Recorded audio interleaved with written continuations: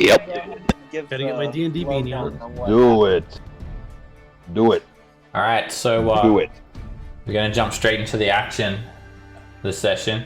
Quick recap: you guys have returned from the dreaded forest to the north after chasing up a mission given to you guys by Eleander Fireborn, the captain of the guard. He told you that a paladin of Lathander had taken some of his guards on a patrol mission into the dreaded forest, and they did not return. You'd learn that some sort of evil power had transformed him, and he had actually perished there. There's also some sort of forbidding darkness, and this possibly a portal leading to the abyss within the dreaded deeps. No big deal. Nothing to be too worried about. So you guys are on a successful mission, returned after actually doing like a couple of side quests there as well, hunting a overgrown troll and just following up on an elven patrol. You learned a bit of information that it's not too relevant to what is happening back in Saltmarsh. When you guys get back, you spend a bit of time in some of the taverns there, mainly the Empty Net, in which Stingy Widget was introduced to Kreb Schenker, Gallon Prime Water, and there was a bit of a private meeting with Adol, Stingy, and Gellin, and he proposed he could double your profits for this mission you're about to do by smuggling some smuggled goods, a bit of a double smuggle. He said he'll have a rowboat waiting on the port to stern side of the ship after everything is cleared, and Stingy, you're to basically pretend that you are Jimmy. So you have done a little bit of research about Jimmy, and you've seen him a couple of times. He's one of the gate guards, and they said basically when you inquired about what the actual Jimmy is going to do, because he's supposed to be rolling the boat over the Sea Ghost, Gellin Prime Water and Kreb Schenker sort of said that they'll take care of it, and you were unsure of what they meant by take care of it, but decided to selectively not look into that as well. True. Hey Seb, in the downtime, could I say that as Jimmy, could I have been plying the Dragonborn guard? I want to try and get him a little drunk before this mission, even though he knows you should. There's like not really much time. Like this, you're expecting the Sea Ghost to. You don't know exactly what day it is, so like basically. I'll just reiterate what's happening with this ship. So when the party had investigated the haunted house, they learned that there was a smuggling operation sort of operating within a sea cave, and the Council of Saltmarsh had concluded that there must be a seagoing vessel in which it is conveying these smuggled goods to the sea cave and then dispersing it around Salt Island. And this was discovered by this signaling system, a notebook and a hooded lantern that basically implements a number of light flashes, long or short strokes of the hooded lantern to signal to the seagoing vessel. Now, the council was not entirely sure exactly when the Sea Ghost will come back to shore. So Gellin suggests that their latest shipment was 2 weeks ago from now, and they should be expecting another shipment on the next full moon, which would be tonight. So you can't be 100% sure if it's going to be tonight or not. And Jimmy and Vershig, two of the town guard, they're going to be just what's going on with the audio for me? It's like not working. There we go. They're going to be rowing you guys out to the Sea Ghost. So at the moment you're at the Empty Net, Stingy Widget, and you know that Vershig. He's the Dragonborn guard. You usually see him at the council hall. He seems to be actually a guard that guards the council hall. So you go over to him. Just move you guys back to the empty net. So you're expecting this mission to be happening tonight. You head over to number 14 on the map, and you see Jimmy and Vershig both standing out the front of the council hall. They guard the entrances to the stone building which contains all the offices. And Vershig sort of nods at you. Can I help you with something? He is quite a staunch Dragonborn. He looks to be about 7.5 feet tall. He's dressed in chainmail. He totes a spear, and he flanks a set of wooden doors with Jimmy. And I say, help me with something. No, good man, you've helped enough. You're a hero to this town, a town guard. Man, putting your life on the line for the good of the people. You know what, friend? And I take out 2 cups and my flask, and I pour 3 cups in my flask. And I'll pour some whiskey. I'll hand one to Jimmy, and I'll have one in hand, and I'll... Yep. Jimmy takes it. Oh, well. I mean, we're not supposed to be drinking now, but Vershib looks at Jimmy and looks at you. Did you not hear the orders by Eleander? You are to remain sober. The sea ghost could be coming any day now, particularly during this time of the full moon. It would be very reckless for you to consume liquor. Hey, look. What's up? I was gonna say Bearzer wants to cut in here. You guys are with him? Or going with him? Yeah. I'll pour a glass for Bearzer too, and we'll try and get peer pressure going. Vershig looks at you guys. Do you need to drink here at the front of the council hall? I find this offensive. This is a place of business and orderly conduct. Look, Fred, I don't mean any offense. I feel like this is the best way I know to thank the heroes of this town. You know, I just really wanted to share a drink with you, man. Share some kinship, you know. Both of us put our lives on the line. And let's say that ghost ship does come tonight. It could be your last night, man. Please desist, or I will be forced to fine you. Well, alright. And then I'll toast Jimmy. He sort of looks over at Vershig. Oh, well, yeah, Eleander sort of did say we're not supposed to drink. We're supposed to stay sober every night because, you know, that sea ghost and that's coming and we can't really get too drunk for the mission. And he's looking a little bit indecisive. It'll give you a little courage, come on.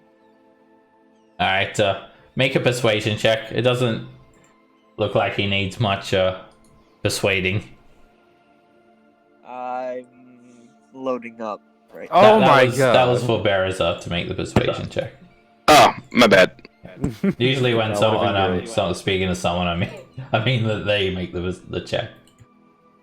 While I'm loading up, could I you thought this roll was it peer for me, pressure, Seb? Seb. Are you still loading? Alright, I'll roll it for you. Yeah. Oh, this is great. This is great. Come on, Seb. Give us a good roll tonight. I understand. Alright, he sort of... Oh, I see. I see. sort You of, bring your dice. tips the cock back. Well, you're right, especially here. Well, what if Eleander, he comes here and sees us drinking? We'll get the sack. I'm afraid I can't do this, and you shouldn't either. Oh. And Vershig looks at you all. I'm willing to turn a blind eye this once, but he did give you strict orders to remain sober. Alright, gentlemen. Well, it was worth a shot. Thank you. And I will pretend to drink mine. I'll sleight of hand it in a way that looks like I drink it, but I just cheat pouch it with mine and Jimmy's, and then I'll leave. Before I drink it, I put a little bit of my own special brew in it. Alrighty. Vershib, he does not look impressed at all. Eleander will be hearing about this. Do we have any examples of Eleander's handwriting?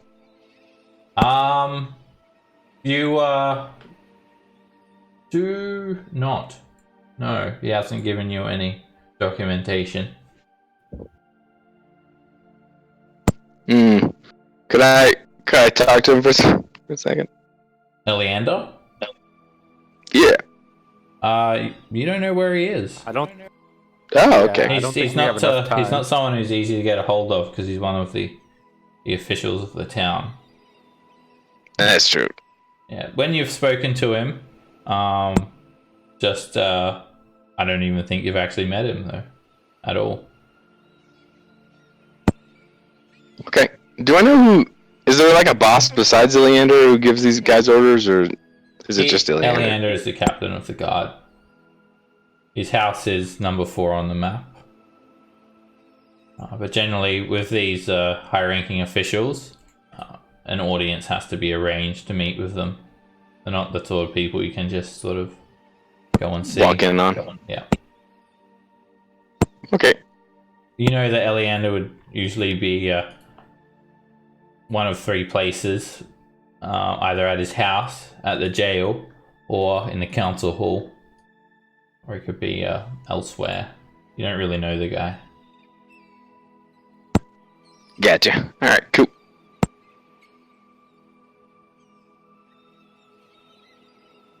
Alright, so you guys want to skip ahead now until the mission? Yep, Yeah. I should be loading in now. Yep. Let's do this. Could I? Sep- In the meantime, Sep. Yeah. Okay. I just wanted to make sure. I've been Yeah. having some problems with my headset, so I didn't know if. Sorry. in the meantime, can I try and, like in the downtime, can I try and forge a document? Sure. All right. I know I don't know the guy's handwriting, but I do know the wax seal of this town. I would like to try and. I just Forward. keep in mind, if you commit this crime, the punishment would be jail for your character if you were caught and captured, and you'd have to make a new character. That is a serious crime. Oh. Oh. Yeah, that would be like several years in jail. It's probably one of the worst crimes you could commit. All right. Never do you roll mind. the If dice? you got caught and captured. If I got caught and captured, well, Jimmy would get. Okay. Hold on. Yeah, I'll try it. There are What? 3 levels of crime in Saltmarsh. I don't think you heard about them. But petty crimes, such as like unarmed brawling, pickpocketing, and like maybe annoying one of the guards by drinking in front of the council hall, that could be a 50 GP fine, or a few days of hard labor. A minor crime, which would be like armed assault, any non-fatal attack with a weapon, or any damage to property, could be 100 GP fine and several years in prison. And a major crime, such as murder or treason, that could be up to 20 years imprisonment in the jail of Seaton. That's a major crime. It'd be like a. They do have a gallows as well. However, only serious cases earn the death penalty. Stingy Widget would want to go out this way. Wow. Is this your way of getting rid of your character? No, I mean, what's life if you don't gamble, right? So I would like to try and forge and Alright, seal. you've got a forgery kit, right? Yep, and I also have this. Let's see.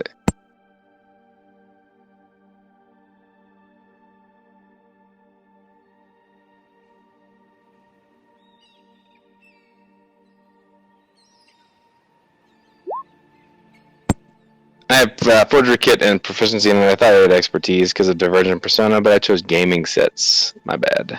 Alright, yeah, So yeah, I'll proficiency. Alright, so it's I'll try going to and be very difficult to duplicate a wax seal. DC is 20.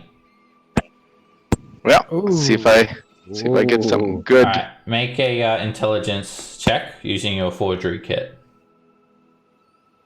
Oh, that's gonna be decent. No. Oh, so I just fail miserably. All right, you've created this wax seal. I'm guessing you wrote the letter first, whatever it contained, and then Yeah. you just sort of carve out this this makeshift wax seal, and it does not look very legitimate at all. You don't think you'd have much success with it. Yeah, I burn it. I gave it a shot. All right, you melt it away, throw the seal into the ocean. It was good. It was like orders to get this Dragonborn to leave the boat and have Jimmy be alone. I imagine But- you're just doing this like somewhere in an alleyway or something. Yeah, pretty much. Okay. I mean, you couldn't do it in front of them. It's just like, hey, what are you doing? Oh, just writing a letter. Here you go. That would be funny. All right. Oh, it's also supposed to be a part of a long rest that you do that. So I guess you would have done that on the previous night. Yeah. Or a short. You can do a quick fake as a part of a short rest, or a long rest. It could be like a full-on document, which it could be 4 pages long. I guess, and you were just doing a 1 page. Yeah, it's basically like, let Jimmy do this alone. He needs to prove his worth. Seal. Okay. And yeah, it's not looking too convincing there, Stingy. Nope, it's burned. It's gone. It's down the toilet. Okay, you don't risk trying to use it, and you make it disappear. No.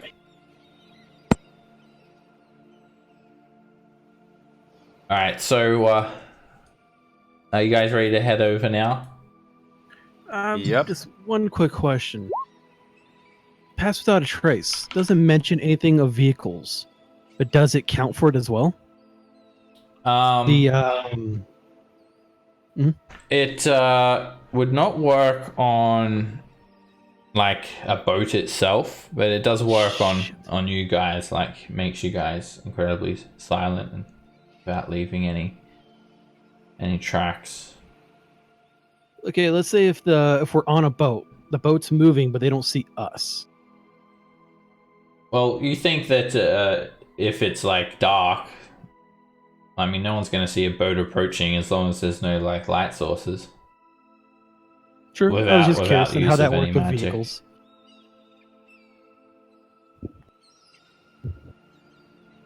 Now, you don't think you would like be able to do much to sort of conceal your approach other than just like not having any light and maybe going around like behind a ship, something like that.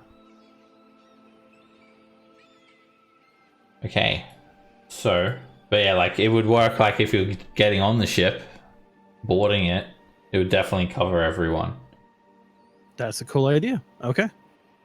All right, so you guys just sort of are just biding your time now, and as Eleander did say, he's asked you guys to remain sober and be alert. You guys have been away from Saltmarsh for well over a week now, so you think this plan is going to be imminently put in place. So as you know, Eleander has, and the entire council of Saltmarsh have arranged for 2 members of the town guard to patrol the potential rendezvous point each night for the next 2 weeks. So Jimmy and Vershig, they've been down at this beachhead every night for the last 2 weeks. And then during the day, they sort of work as gate guards. So they've been working around the clock. And you're expected to get another shipment from the Sea Ghost during the next new moon, which is tonight. So as you guys are hanging around at the empty net, oh yeah, Barazar, something you'd like to do? Would I be able to see if my magic axe came in from the one tiefling lady? You inquired about that, right? When you got back? Yeah. Yeah, it takes a week. It takes a week of downtime to do that. It's only been like 1 day. Okay. Yeah. Takes 5 days to organize that. And you have to pay her 50 gold pieces as well. Yeah, I had already paid the 50 and they're just waiting for it to come in, basically. Yeah, she basically for the next like 5 days, you'll have to like keep on attending some meetings at the Faithful Quartermasters. Quite a few meetings, meeting people, and as she organizes the item to be transported from distant lands, and like she also has to like sort out the buyer and the seller and whatnot. That's why it takes a week.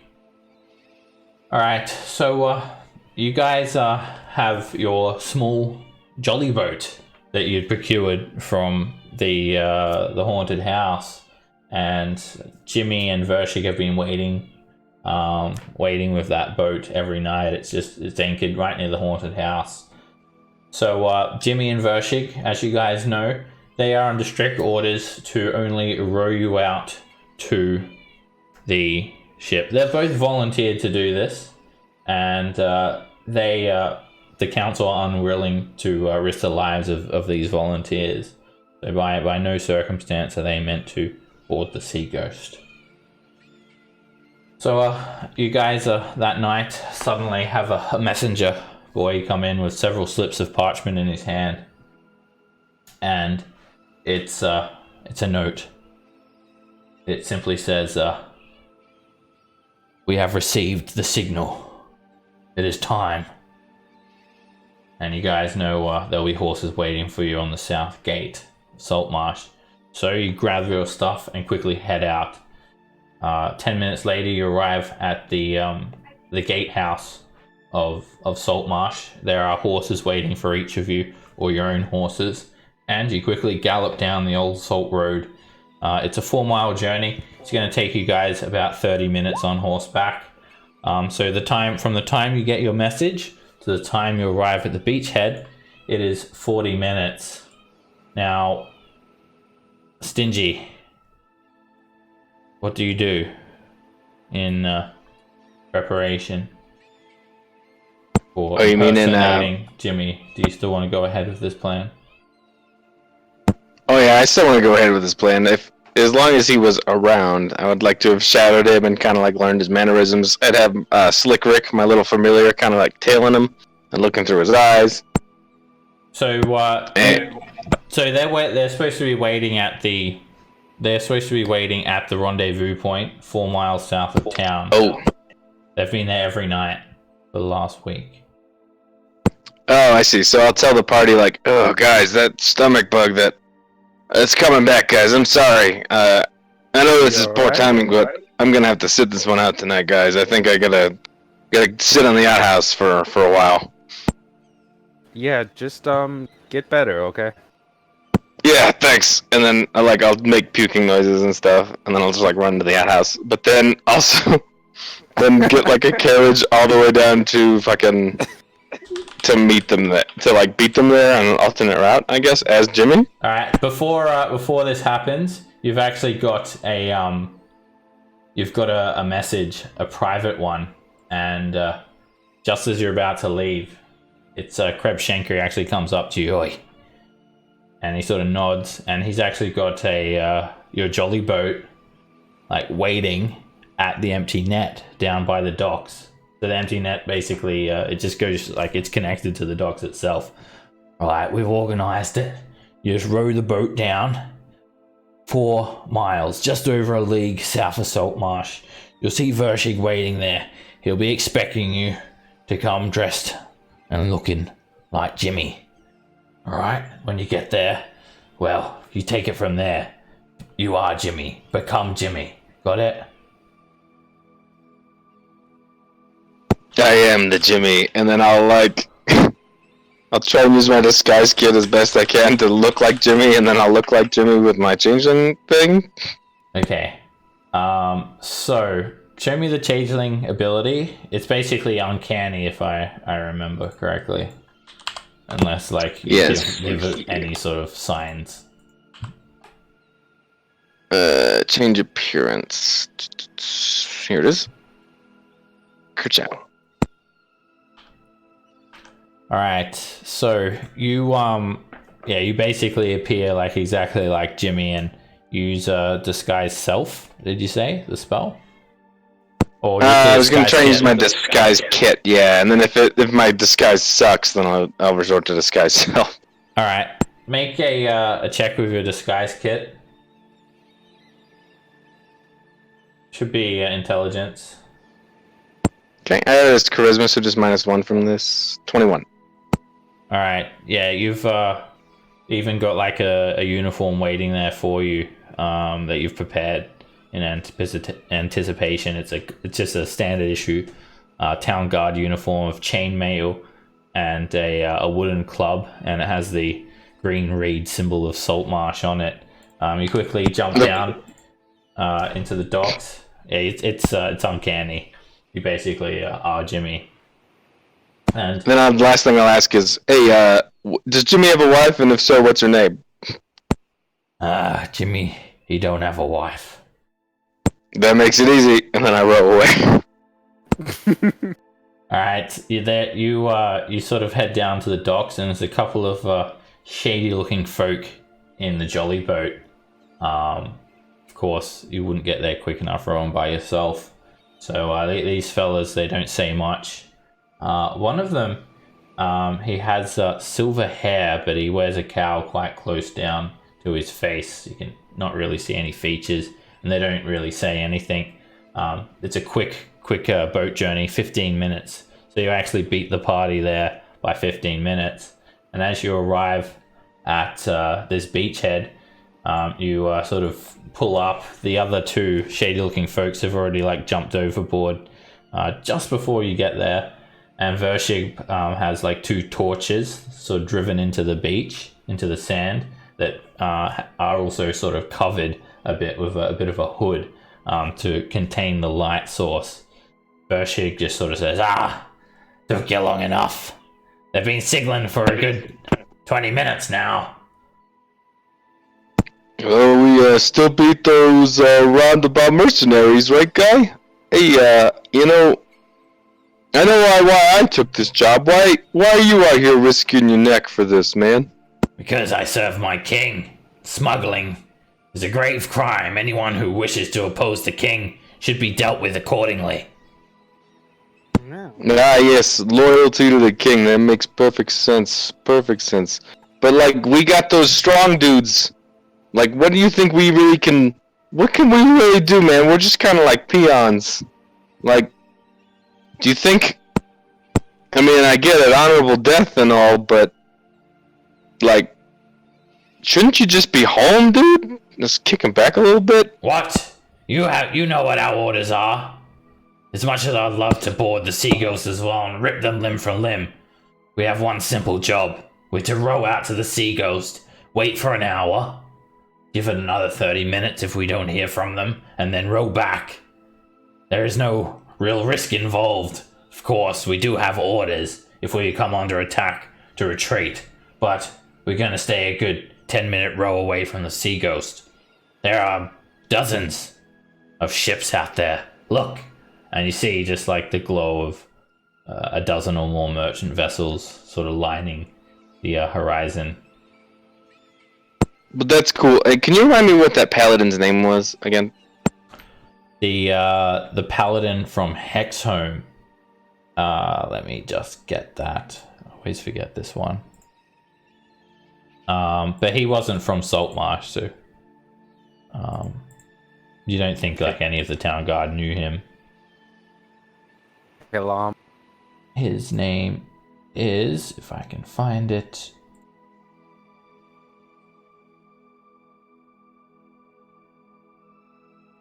I'll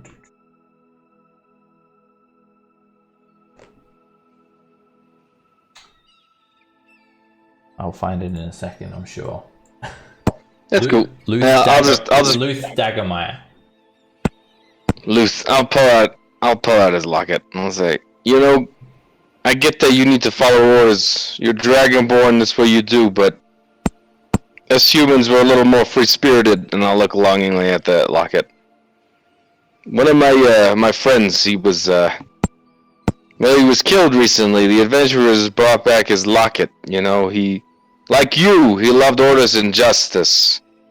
One of the dudes, the stingy widget guy, he told me his last his last wish was to cast this locket into the sea when, well, you know, when evildoers were put to rest. So, I mean, we were good friends, man. I'm gonna do that. I know orders is orders, but I volunteered for this bit. I'm gonna get on this boat, and I'm gonna throw this in the sea when them smugglers are dead. And I ain't trying to ask you to come aboard. You can stay on the boat, but I mean, you ain't gonna stop me. Make a deception check, Jimmy. First she looks at you. You're acting kind of strange, Jimmy. You're talking an awful lot. And you haven't asked me if I have any rum. And he sort of scrutinizes you. Huh. I get it. I see what's going on here. You want to kill all of the smugglers yourself.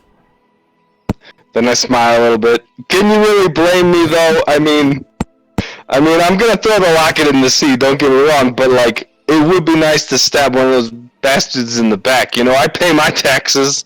Why should they not, you know? I mean, you see these roads, they don't pay for themselves. Listen. One of us has to stay with the rowboat.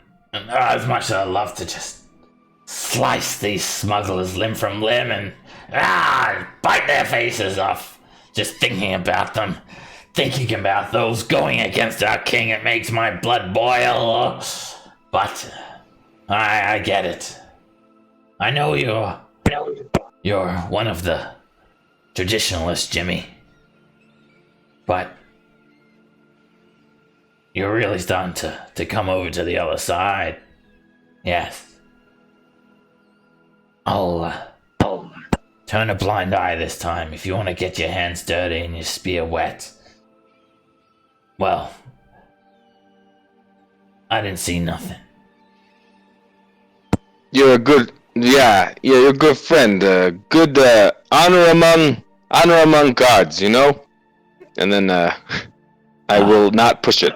They're here. And at that time, the rest of the party arrive.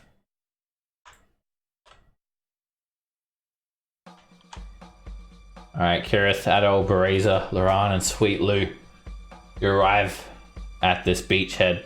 A couple of low glowing torches. Vershig Totally, Jimmy. and Jimmy are waiting for you guys. They have the jolly boat anchored here, tied by a rope with a large rock, keeping it from flowing out to the ocean.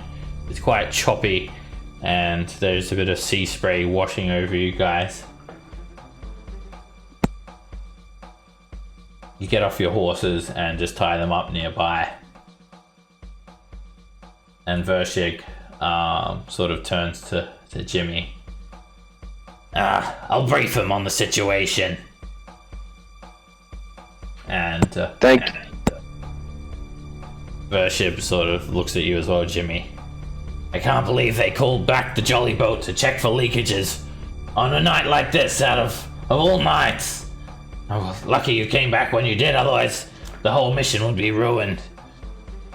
It is seaworthy, right, Jimmy? Oh yeah, totally seaworthy, and I kick it a little bit. Look at that. Great. Alright. So as you know, we're to row you out to the Sea Ghost. However you want to board it, it's completely up to you. My job and Jimmy's job, well, we're to simply row you out there and nothing more. However, Jimmy will be joining you on this mission. It has come to our attention that these smugglers' crimes are irreparable, and you'll need more reinforcements. And he winks at you, Jimmy. So, during the time in which I sent the message to you, there has been 4 lots of signals. A long signal, followed by 3 short strokes of the lantern. And as that's happening, you look out to the sea, which is sort of southwest on this map, and you see this long flash of light. And then 3 quick flashes.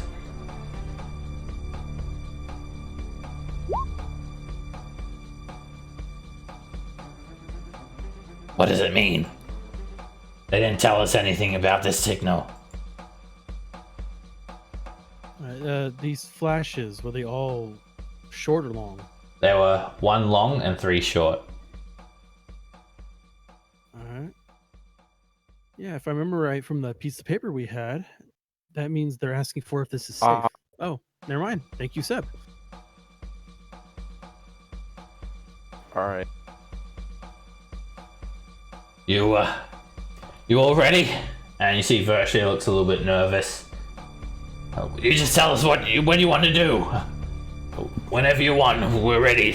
Me and Jimmy are ready, yes. We do this thing all the time. I also act nervous. Yeah, we're so fucking ready, guys. We're so goddamn ready. Now look, like I said, but earlier, now that we're kind of out of the way, maybe you guys could use a little liquid courage, maybe. If you're very nervous like that. I do have to say, hey, maybe we should answer them back, though. It looks like they asked a question, eh? Do we need to answer? I think they asked if it was safe. So what we'd have to price is, I think it was long, short, if I remember correctly. Alright, Big Green. Little off on that one. We need to answer short, long, short, long. Alright, you're from around here, you can go ahead and do it. This is why you guys are the adventurer type, you know? You're so smart. Do we have anything that, like a lantern that can flash? Yeah, you should have the hooded lantern that you found at the actual haunted house. Alright. So you guys do I it. that. Give him the signal, short, long, and then you just sort of wait. You wait for a couple of minutes. Is something supposed to happen?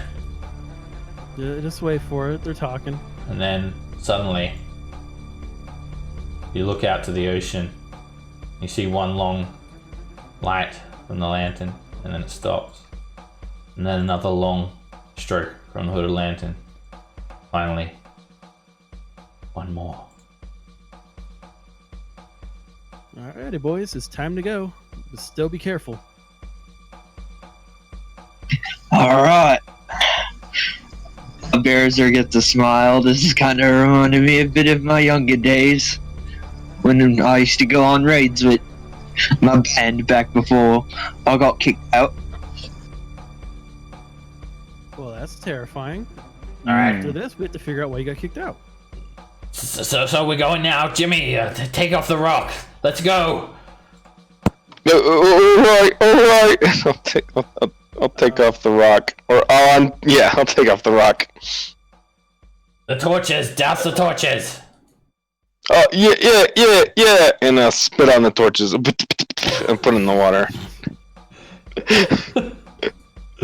Get in the boat. Alright, and it's like pitch black here. Those without dark vision cannot see more than like the tip of your nose.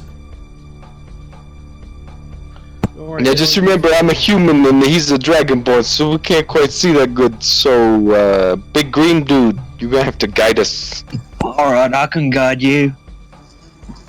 Alright, Vershig also like grabs the rope and he just takes it in, rolls it up inside the rowboat, and then you guys sort of kick off and start rowing.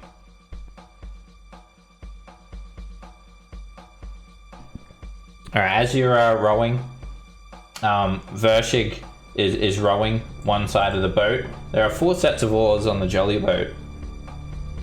Is anyone else helping him row? Yes, I'd be helping. I can't see. Well, you can row. Yeah, with this, like, is there gonna be any checks or anything? Because I Not to can't row a see. boat. You've got those with dark vision guiding the boat into the direction. Alright, Irith, if you want to go ahead and row, I can help punch us out. Alright, Jimmy seems like the kind of guy who would avoid rowing.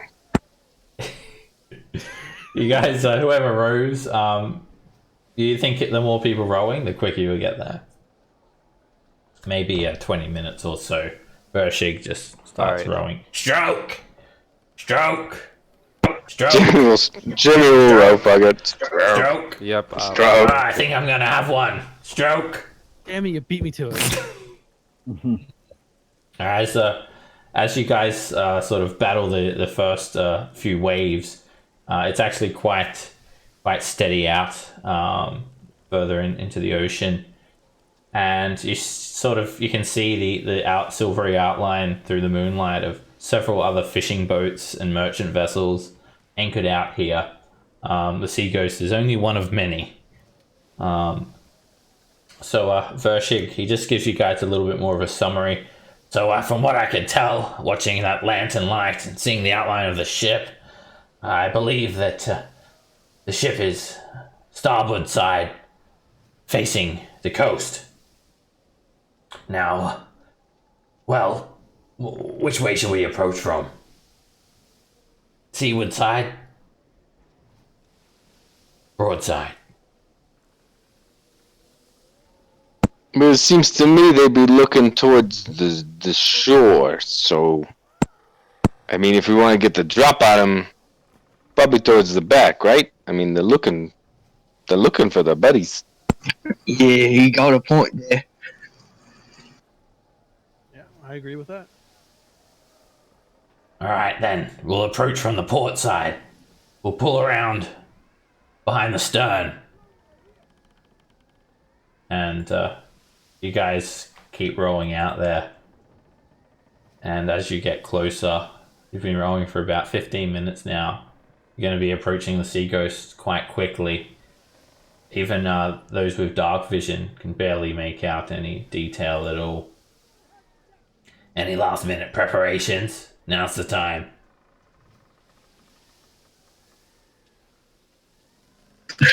Anyone want to hear a little bit of a war chant? No. Nah, I'm good. Inside voices until we start fighting. Oh, okay. Good. Okay, so This seems like the time to do pass without trace.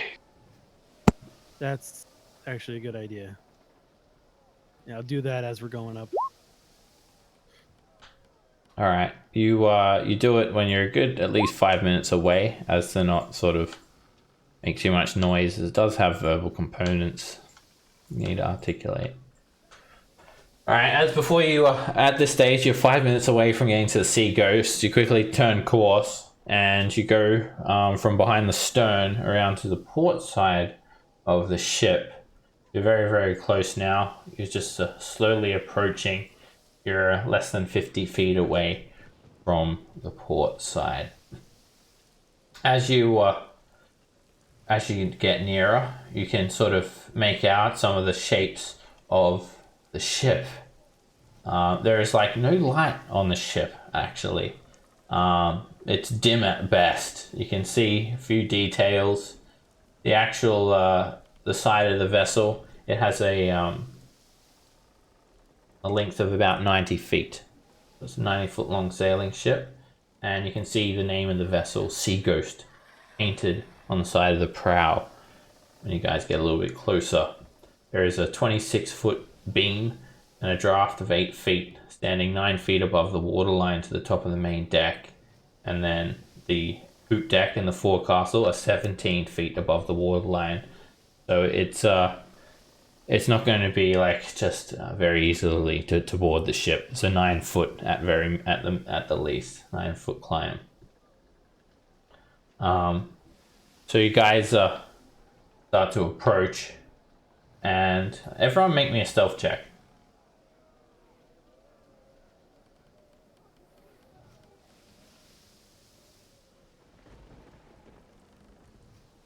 And all of these have plus 10 as well. Yeah.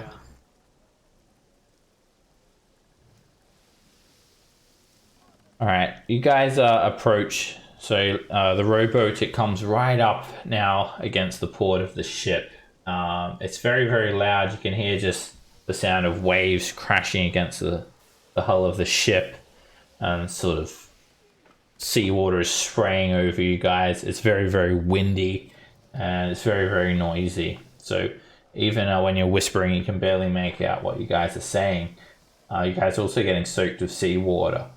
So you've come up now, seemingly undetected, against the port side of the ship. The rowboat is just sort of flush up against it. And what do you guys do now? I guess we try to sneak on. I reach into my bag and say, "Hey, look, guys, I was kind of, I thought I would buy this," and I pull out a grappling hook. There you go. Yeah, that'd be fun. I hand it to Berazer. "You look like you got a good arm. I'm just a regular town guard, you know, can't be relied on for much compared to you guys." I hand it to him. Alright, I'll go ahead and start swinging it. Are we all good to go? Thumbs up. Yep. All right, so the hull of the ship, it looks like it has like many handholds for climbing, but also very slippery. So with a grappling hook, it shouldn't be too hard at all. So who is going to board the Sea Ghost first? Hold on. Should I do it first in case if it goes loud immediately? So, Yeah, I I can't. think I need to go first because pass without a trace is.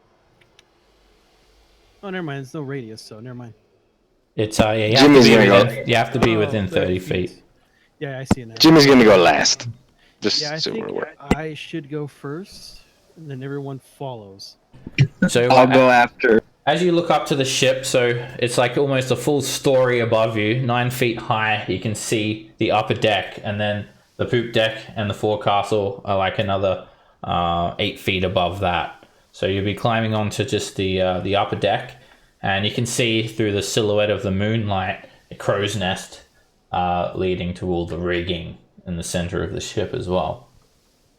You can't make out much detail, and there's no noise coming from on board the ship. It's dead silent, quiet, no light. So who's going up first? That'll be me. Then what? Brazier right behind me. All right, Sweet Lou. Yep. You jump up, easily climbing up with the grappling hook, and make me a stealth check.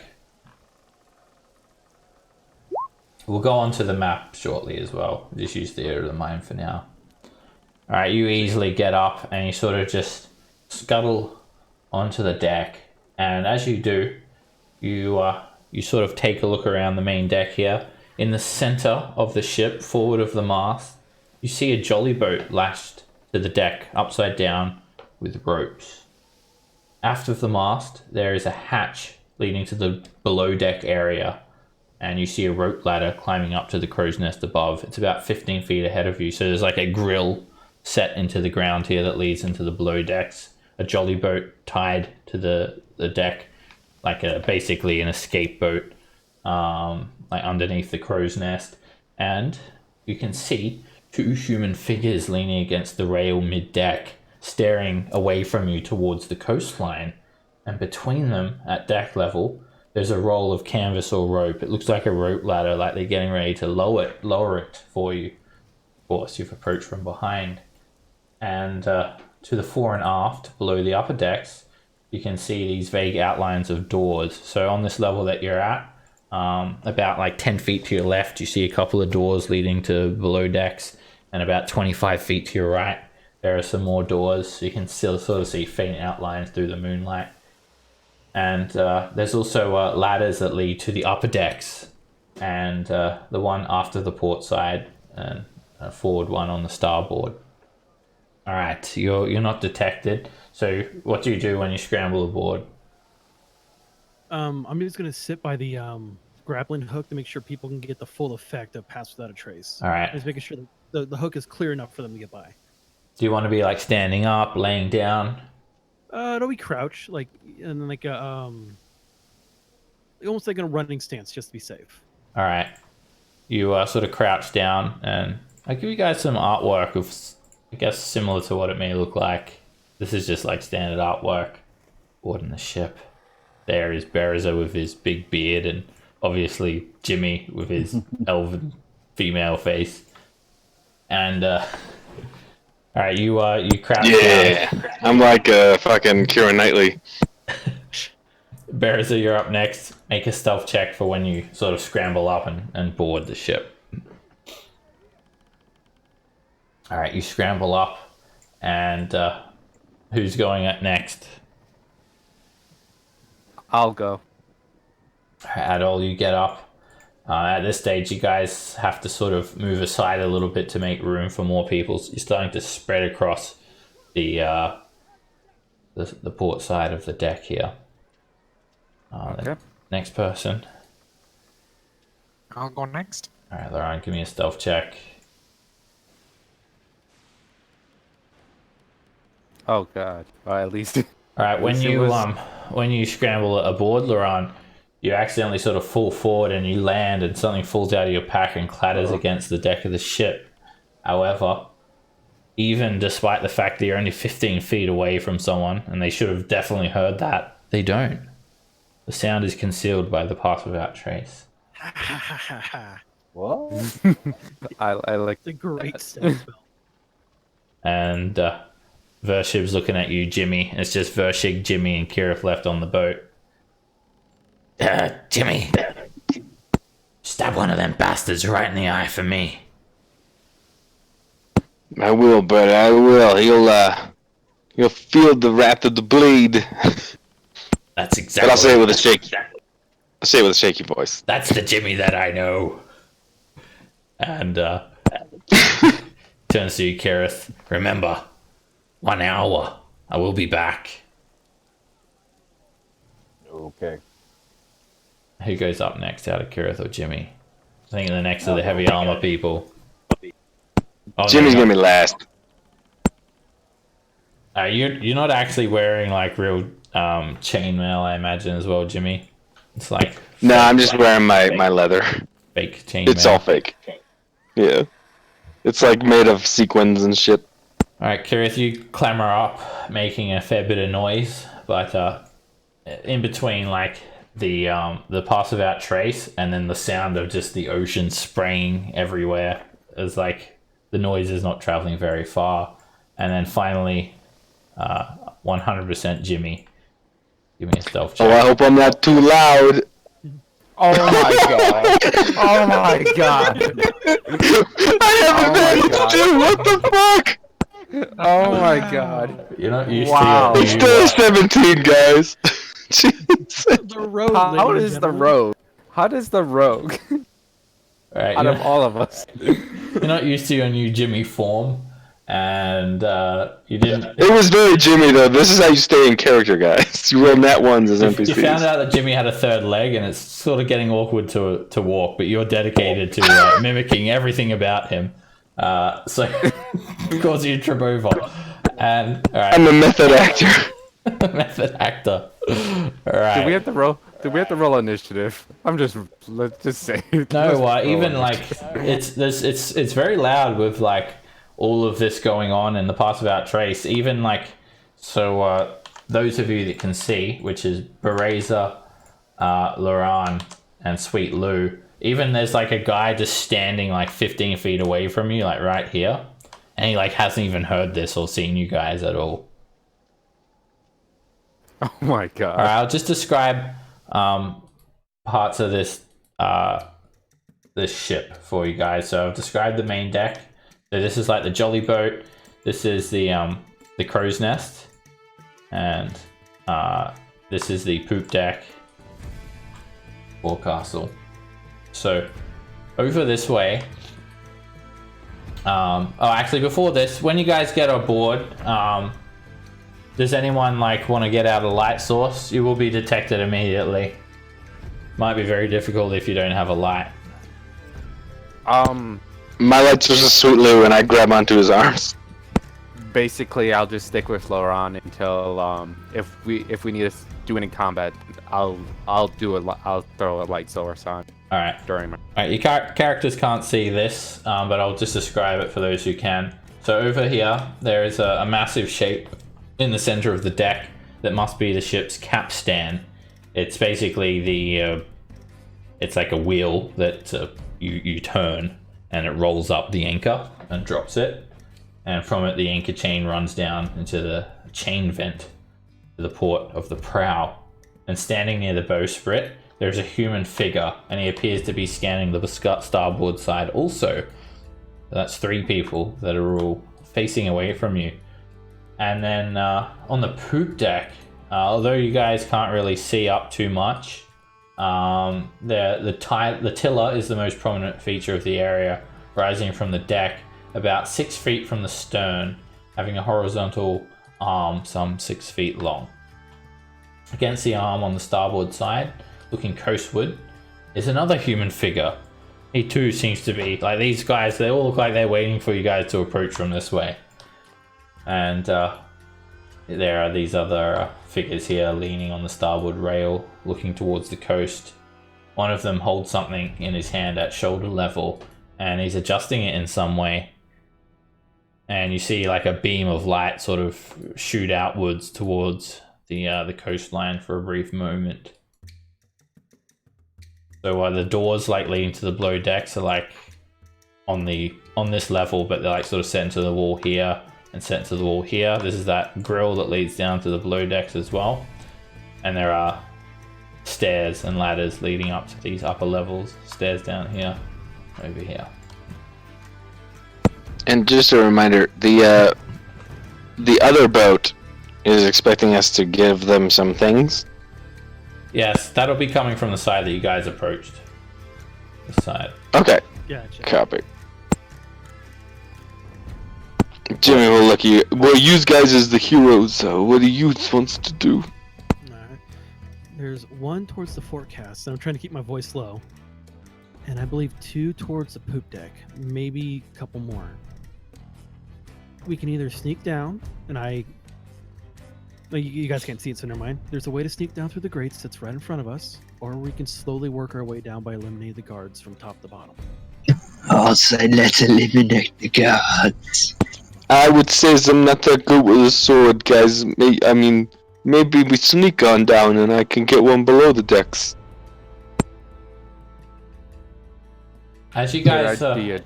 discuss this, those of you with dark vision, look up to the crow's nest area. It's atop the mast.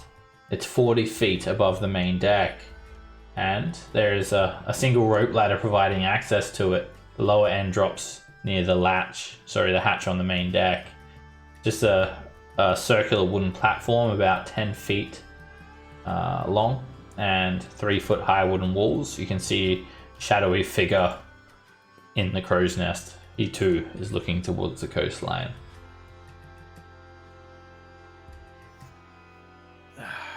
If we are smuggling, it's probably a good idea to get rid of him.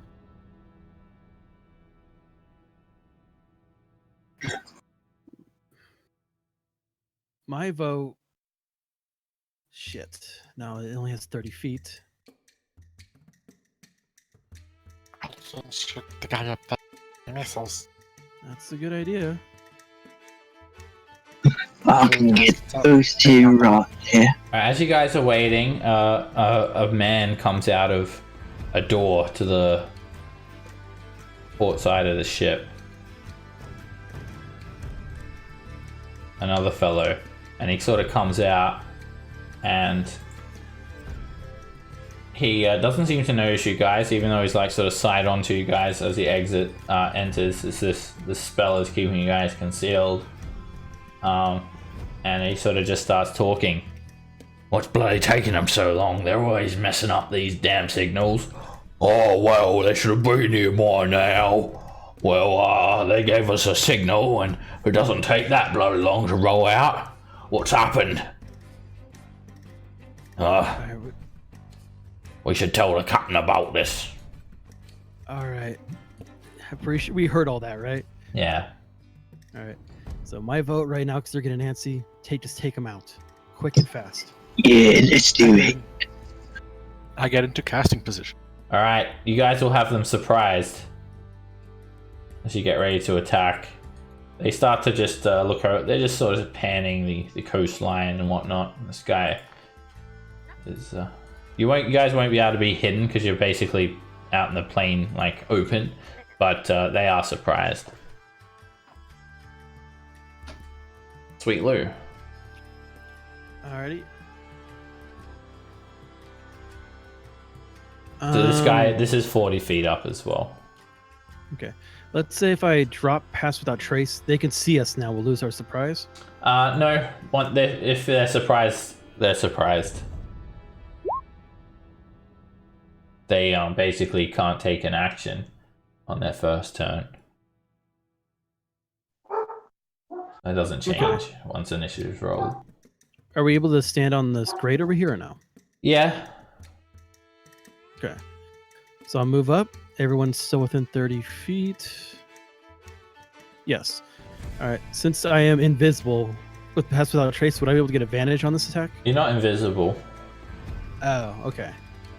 Doesn't make you invisible. So yeah, you didn't have advantage. As you move up, these guys do detect you and they sort of turn around. What the bloody hell? What's this? All right. Yep. And I'll just throw out my claws and take attack at this guy. Alright, he turns around and you just slash him in the face for 11 acid damage. He sort of screams, "Ah!" as you melt a claw mark into his face. And yep, that's it. At all.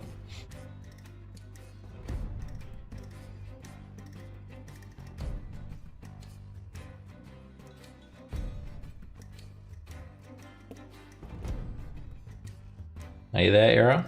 You're muted. Yeah. I guess like, because that's all I can do. Okay, fair enough. You need light to see. Yes. Alright, yeah, you start to hear some, you know the action is about to happen, so Okay. you cast light and you get a bit more of a view of the upper deck here. You can see 3 people here, guy over here, Oh, one in Oh the my crow's God. nest, one there's a over lot. here. All right. And I end my turn. Okay. Bariza. So as he sees them being ready to attack us, he beats on his chest, goes into a frenzy rage. Alright.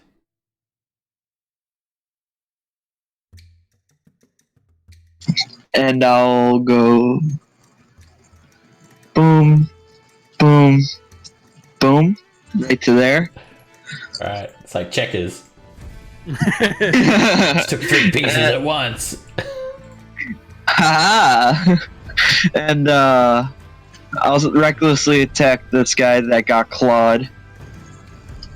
Alright, you sort of run forward and they get truly startled. You turn around as he's still coming off from having his face just scratched with acid.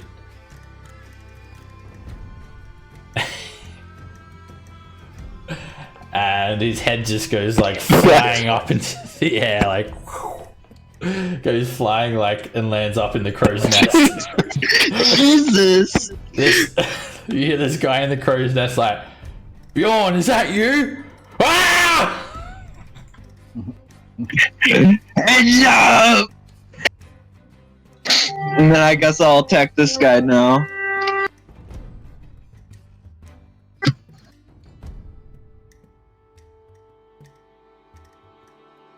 And he sort of jumps back, and you just cleave into the stairs. Oh!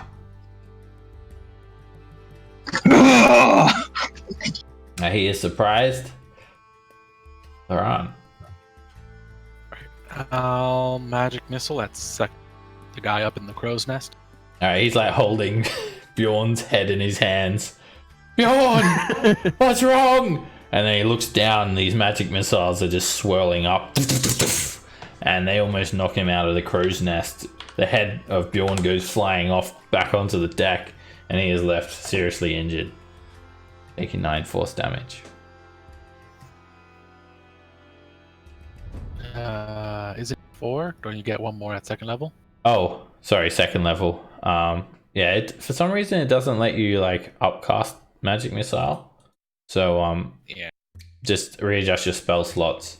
And that third magic missile, when he thinks it's over, the third one it's lagging behind a little bit. This little comet-shaped ball of force hits him, and he just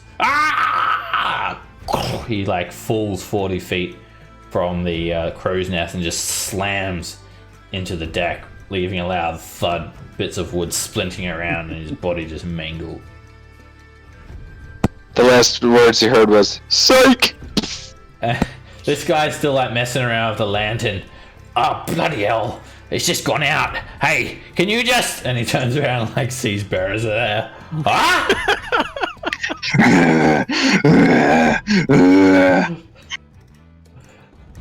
Kirith.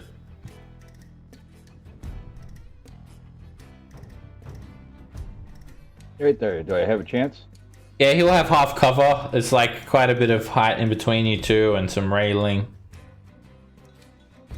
He's only like, these guys are barely like armored at all. They just wear some very light clothing.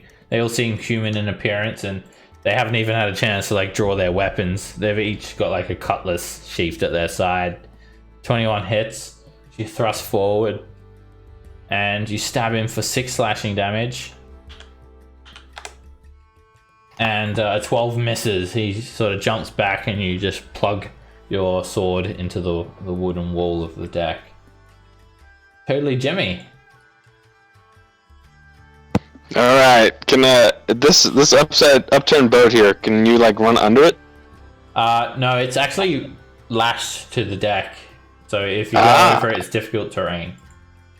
Gotcha. I'll just pull out a short bow and I'll shoot this guy and say, "For the town watch, for the pride." Let's see. Short bow. 3. A crit out. Did it roll? No. Was it 3 on the attack roll? No, it just didn't. Oh, there we go. There we go. Yeah, 18 hits him. Okay. And sneak attack. So 14, just bah! It's a headshot. He just falls straight over. Crashes against the poop deck. Didn't know I had it in me. And then let's see. I'll move, cutting action dash, and with 60 feet, I'll try and start working my way up into the crow's nest. So it's 20 feet to get there, and then I have 40 feet left. All right, you'll get halfway up, 20 feet up. You'll get. All right, gotcha. So I'll start climbing up the crow's nest. All right. And EOT. All right, you get halfway up the crow's nest. There is one condition though. You cannot climb the crow's nest unless you have a dagger in your mouth. Well, I mean, of course I have 2 daggers in my mouth, Seb. This guy looks over. 2 daggers in his mouth. This guy's a pro. We're under attack. Captain! Abandon ship. And 2 daggers. at the start of this round, stepping out from one of the cabins right here is a female swashbuckler. She looks at you all. Blimey, what is going on here? We've been boarded! All men on deck! You bloody landlubbers! I'm gonna gut ya! And she, human female. Hi, my friends! That's her. Hello. It's Captain Snake Eyes. Yes, it is. Hello. She just sort of like kicks the door open, and I swear I have a handout for her somewhere. I can't find it. Anyway, that's what she looks like, and in her hand she's already drawn a broadsword, sort of like a long sword with a drawn blade. And as she comes out of that room, coming from another cabin, are 3 7-foot-tall, green, scaly, humanoid figures. Oh. Lizard folk. They look a lot different than the lizard folk you'd encountered on the other continent. But they have the same sort of primitive weapons in their hands, and they sort of come out looking surprised as to what's happening. And that's not all. You hear this like screaming. And coming from another deck is a little halfling. She looks like a mage. She just screams. As like lightning starts to crackle around her fingers. And I'll give you guys another art handout aboard the Sea Ghost, more official artwork from the module. There is our fearless adult facing 2 bandits. Why does it look like his hand's broken? Because it's about to be. Alright, and that is everyone who joins the initiative. Okay. Alright, this guy over near the capstan, he immediately sort of turns around, and he just hoists out his light crossbow. I'll show you 2 daggers! And he fires at totally Jimmy with his light crossbow. 14. The bolt hits you, Jimmy. Climbing up into the crow's nest, you hit for 9 piercing damage. Alright, I'll adjust that in a second. Okay, and also when the captain comes out just to like light up the area, she actually has a lantern that she sort of just throws down. To hood a lantern, she just sort of puts it down on the deck just to light everything up.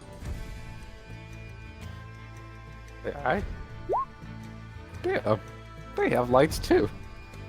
Yeah, they're all human as far as you can tell, except for the halfling.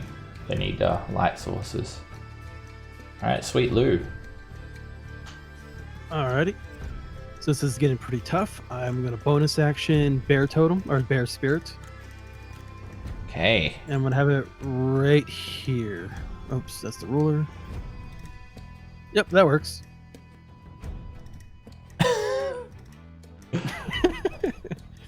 Is that what your totem is doing? Yes. Rawr. All right, so everybody gets 10 hit points. Yes, 10.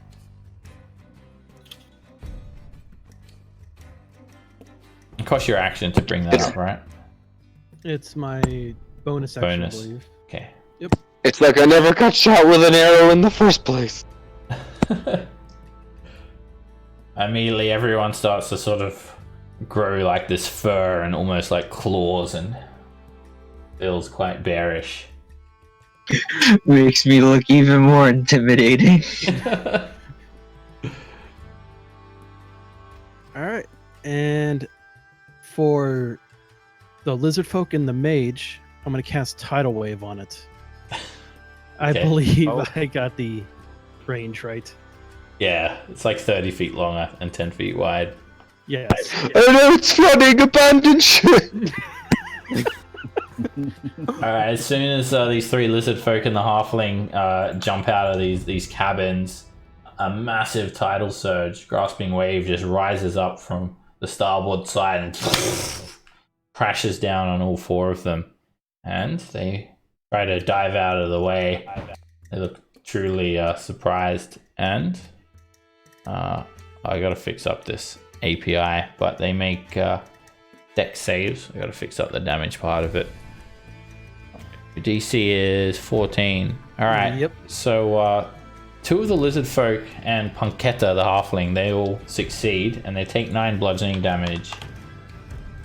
And finally, the northernmost lizard folk, he catches him by surprise, and he is just slammed down onto the deck, taking a full 18 bludgeoning damage, knocked prone. Yep. That's. Yep. I'll sit here and see what happens. Addo. Alright, okay, I'm gonna move up to the lizard. Is this difficult terrain? Going over it is, but you can sort of stand by it. Oh, okay. Okay, yeah, I didn't. Oh, okay. Well, but I already. You can stand Right. there without, like, there's no squeezing or nothing needed. Okay, and I'm gonna take a swipe at the lizard folk.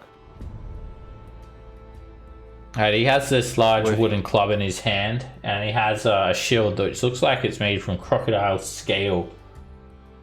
Oh, okay. I'm gonna use my dagger. It's not poison. Damn it. 21 hits. You stab into the lizard folk's arm, and he sort of hisses in Draconic. Blood has come from my arm! Alright, I want to move up and take a hit at her.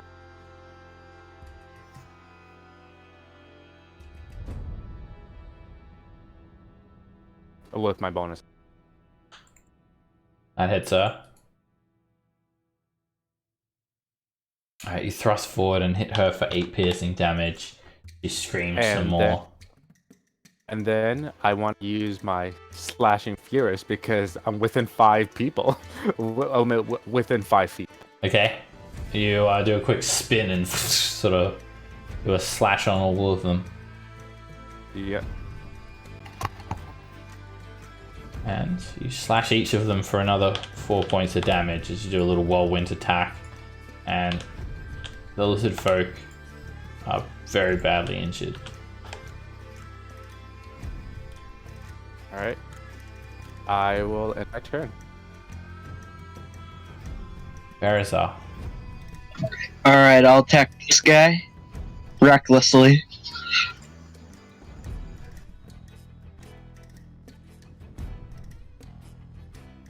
"19 is a hit.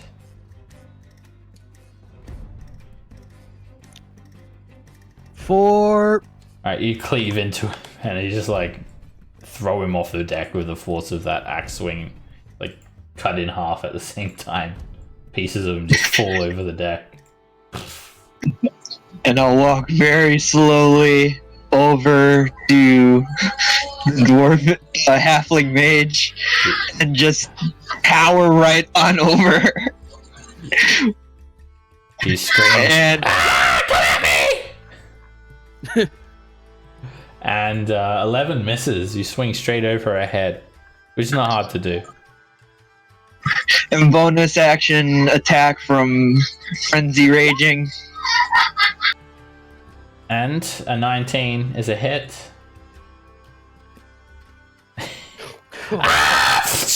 You just like split her in two.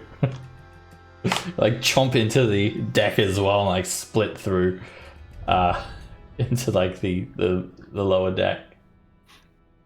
And I'll just raise my axe into the air and just shout an orcish war chant and pound on my chest. Ooka baga! Ooka baga! And then I'll Combate, combate, ho, ho. Oh god, Yeah, what is kinda that like fruit? that. That's gonna drive me nuts. and then I'll move up to the lizard folk right there. That's that rugby movie with the fucking Maui people. Thank you. Alright. The lizard folk hisses as you approach Berazar and he tries to hit you with his club. And he hits you for 2 damage. He like smacks you clean over the face and you don't really feel it. And then he sort of throws his spiked shield up as well to try and like slash at Adol. And Adol, it hits you for 8 piercing damage. Alrighty. Alright, Sigurd just sort of looks around at everyone. All men on deck! Shape up, you dogs! And she's going to come out and just like sort of cleave at Laran with her broadsword. And she just sort of, the ship rocks and she's sort of thrown to the side a little bit. And as she does that, she sort of looks up at Jimmy, climbing up onto the crow's nest. She quickly pulls out her hand crossbow and fires up at you, Jimmy, at disadvantage. And she misses with that attack too. Okay.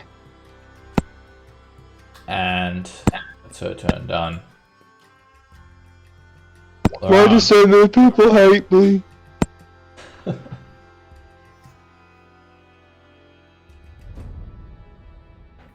I'm gonna shocking grasp her. Oops. Why is that? That's a hit.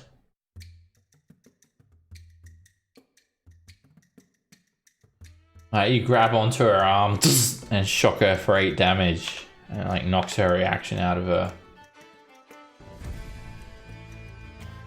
And then I Zoidberg around.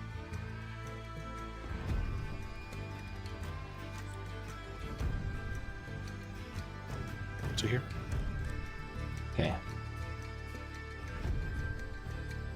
Alright, the lizard folk that was knocked to the ground, he clambers up to his feet, hisses, and then he runs forward, sort of leaning over the jolly boat. He swings his club at you, Laran. And he whacks you for 8 bludgeoning damage. As that happens, he sort of falls forward, like almost falling over the jolly boat. He tries to take a bite at you too. And he snaps his sharp teeth, but he misses. Alright, the bandit over in the stern. He is going to move up to get a better angle, and he sort of comes right up to the edge of the deck here, holding out his light crossbow. He's going to fire down at Kirith, and it just clings off your armor. He then moves back. Kirith. I'm gonna go after it. Alright, you run up onto the poop deck. Run at him. He's like just fiddling to try and get his cutlass out. And you slash him. The hit. You slash him badly across his arm. And then you thrust forward and you just impale him with your longsword. Goodbye. Hits the deck. Alright, this lizard folk, he actually disengages, and then he just like runs. He like jumps off the deck of the ship and flees into the ocean. Jimmy. Alright, so I'm not seeing any rolls, which is weird, but I'm seeing the end of turn stuff. But I will cunning action dash to get up into the crow's nest. Alright, costs you 20 feet to get up there. And... in that case. I probably can't hide up there. there. Oh, no, sorry, 40 feet. My bad, 40 feet. Yep, definitely cunning action dash then. So yeah, you come up here and it's like a 5-foot diameter circular crow's nest with 3-foot high wall. There is a couple of people with their eyes on you, Jimmy, so you won't be able to hide. That's cool. And then I will fire down on the captain with the short bow and say, "A crossbow, really? How pedestrian." And 11 actually misses her. You just put an arrow right next to her legs and into the deck. That was a warning shot, and then I'll drop prone. Okay. You've got good cover from ducking down behind the crow's nest. Half cover. Best turn. Alright. The bandit on the aft castle, he shoots up at you, Jimmy. At disadvantage. And the bolt just whizzes straight by you. You can just... So darkly you don't really see it, you just hear it sort of whiz by you. Why does everyone hate you? Also, because this is a new round, the rest of the crew arrive. And they come running up from the cabins. To the south, next to Barazer and Adol, come 2 more smugglers. And then from the east, near Sweet Lou, another 3. One of them is armed with a boarding hammer in one hand. Looks like a bosun, like the ship's carpenter. And in his other hand, he has a hook. Yarr, he says. and then you join the initiative. I'm sorry. What at least I said it was hard to catch. Gar. Oh, I think. And alright, whoops, let me just skip ahead because he already had his turn. Alright, as these guys pile out of the cabin, they're just armed with cutlasses, and one of them slashes at you, Adol. And he runs off and does a melee with you, just sort of scratches you for 3 slashing damage. Ouch, that really hurt. Sweet Lou. Alright, this guy right here. Whoops. The ruler back on. Yep, this guy right here. Frostbite. Alright, he starts to freeze up and he starts to scream "Ah!" as his arm is just like sheathed in ice. He grabs it and has disadvantage on his next attack. And I will move away. As you move away, he'll take a swing. He'll just sort of throw his cutlass to the side. He misses. Or his alarm. Alright, and moving full movement. Nope, that's my turn. Adol. Alright, I'm gonna take a swipe at the guy that wants to hit me. Dagger first.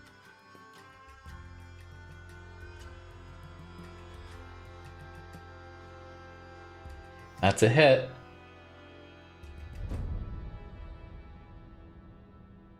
Alright, you stab him in his side for 6 damage. I come. That's a hit. And you jam the short sword straight through his neck. He just grabs his throat and just like with the last bit of his strength, he just jumps overboard. Good call. Good call. I am. Berza. Alright, I'm gonna attack this lizard folk recklessly.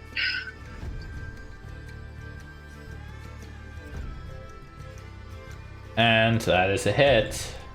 Oh no. He like, holds up his crocodile hide shield to like block your attack, and you just cut like straight through it and cut into him, and he just falls onto the deck dead. I'll turn back around and swing at that guy.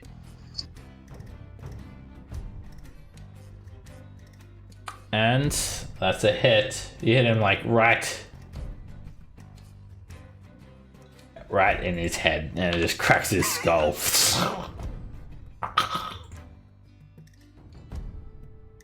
And then I'll go run over here and swing at that one with my bonus action attack. Oh god. Alright, he's just running through this deck, just cleaving through things. And he actually managed to just sort of dodge the attack using his shield and his dexterity to just dodge it. It's a miss.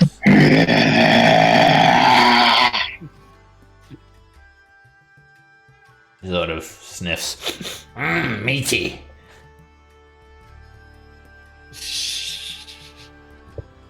Alright, this bandit sort of chases you, Sweet Lou. Get back here!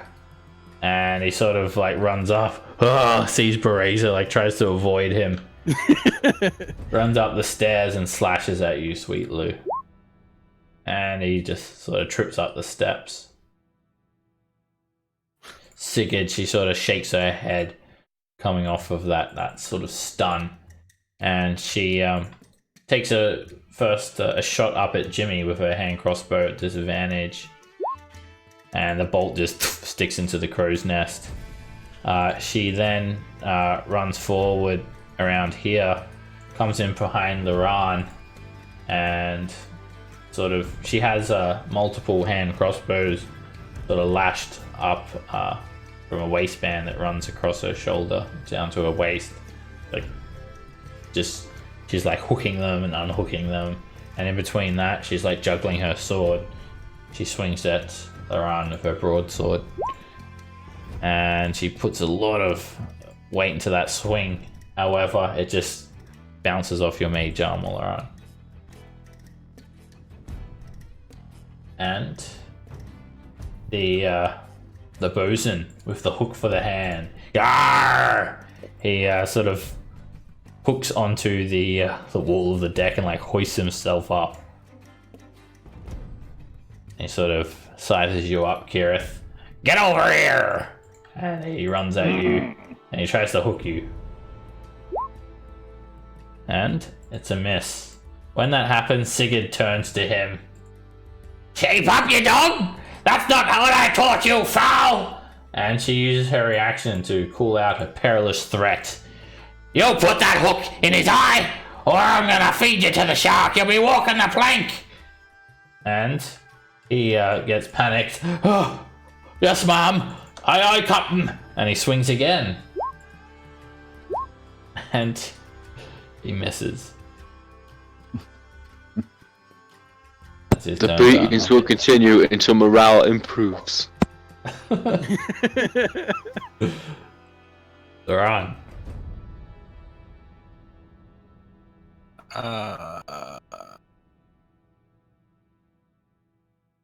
Well, try and go over here, and I attack opportunity.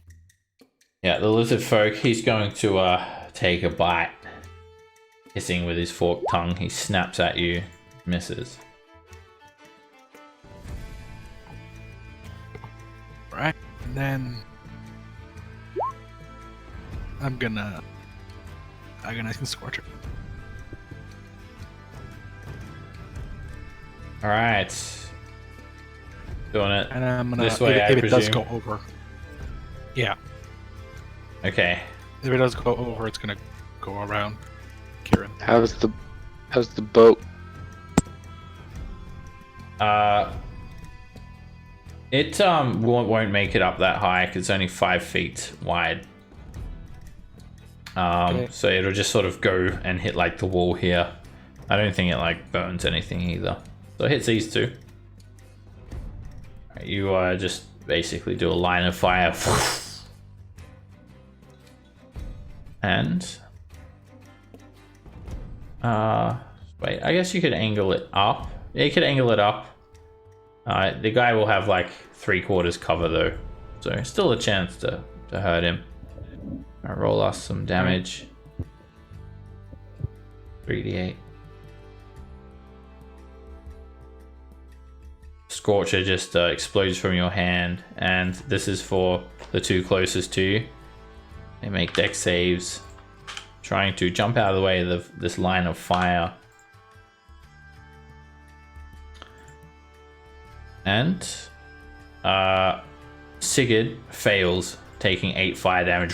It hits her, wraps around her, continues on to the bandit behind her. He jumps back, but a massive swathe of flame rises up, scorches his eyebrows off, and then finally Foul, who has +5 to the save. But he just aces it. He's still sort of caught by a little bit of fire, 4 points of damage, and then it as it like almost hits Kirith, it suddenly just parts and completely sculpts around him. And then I'm gonna run away.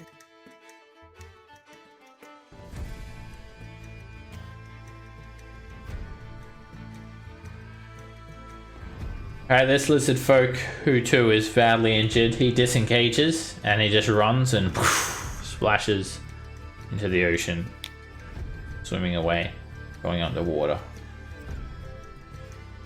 Kirith. Oh, I'll go after this guy.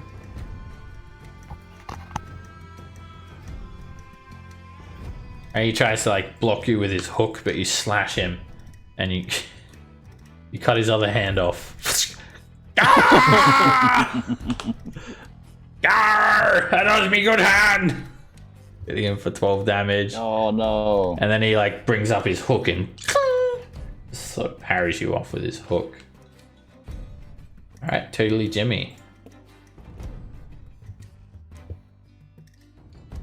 Let's see. No sneak attacks except for against the bosun, but I really want to take the captain out.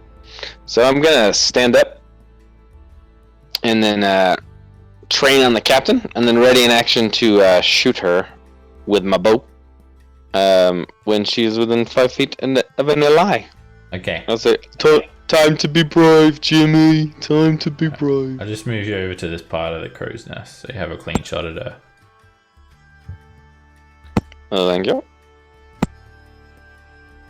Alright, this guy is going to rush Adol. With his cutlass. He slashes. And he hits for 2 slashing damage. That's his turn done. Alright, again, the bandit on the aft castle, he moves back a bit more behind the capstan and he aims his light crossbow up to try and shoot you, Jimmy. And it just nicks you for 2 piercing damage. Right into that bear hit point. Thank you. Alright. Sweet Lou. You are too close for comfort. I'm gonna toss my net on them. Alright, nets they're always done at disadvantage. So Oh, I didn't know that. because their range is 5 feet or 15 feet. So if you do it within 5 feet, it's like a ranged attack. Anyway, The gift is fitting then. you pull the net out and it's all tangled up and like you don't even get to throw it. It's just tangled everywhere. I get myself instead. It kind of looks like what you're doing in your gift right now. Basically.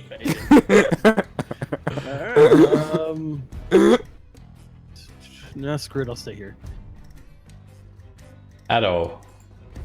All right. Let him get an attack of opportunity. I don't know what that swashbuckler could do. Alright, he'll slash at you again. And he catches you for another 2 slashing damage. Okay. And then I'm going to use an act to coat the hot sauce dagger with extra hot sauce. Versus season, it's like, yummy! Adol puts that shit on everything. Yep. Yes. And then I will end my turn. Alright, the blade just becomes coated with this sort of dark greenish sheen of poison. Go after the guy that's on Sweet Lou. Recklessly.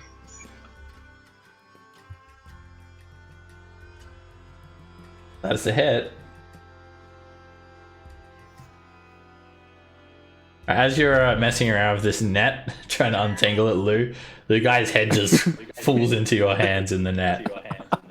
I thought I was just gonna cut him in half, and he was just gonna be like, "Oh, Nope. The I net distracted worked. him. That's half me. The net worked. I The got a net is head's the worth. MVP. and then I'll get like a little run start, and then jump over the boat right over to between these two. And I'll go after the captain first, still reckless. I sort of slide over the jolly boat onto the ground.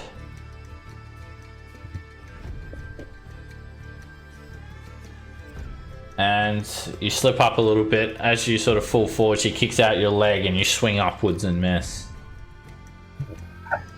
Ah! And Jimmy fires down at her and hits her. Alright, you hit her straight in the shoulder for 17 damage. She sort of screams, winces in pain. And then Bereza, you come in as she's distracted by that arrow in the shoulder. And you just hit her straight in the gut. And she is just plugged onto the deck, dead. Entrails just pile out everywhere. Bears are like, kind of grabs one out of the air with his mouth and just nibbles on it. Jimmy goes to give an uneasy thumbs up and just like sees him eating entrails and just shrinks behind the crow's nest bowl.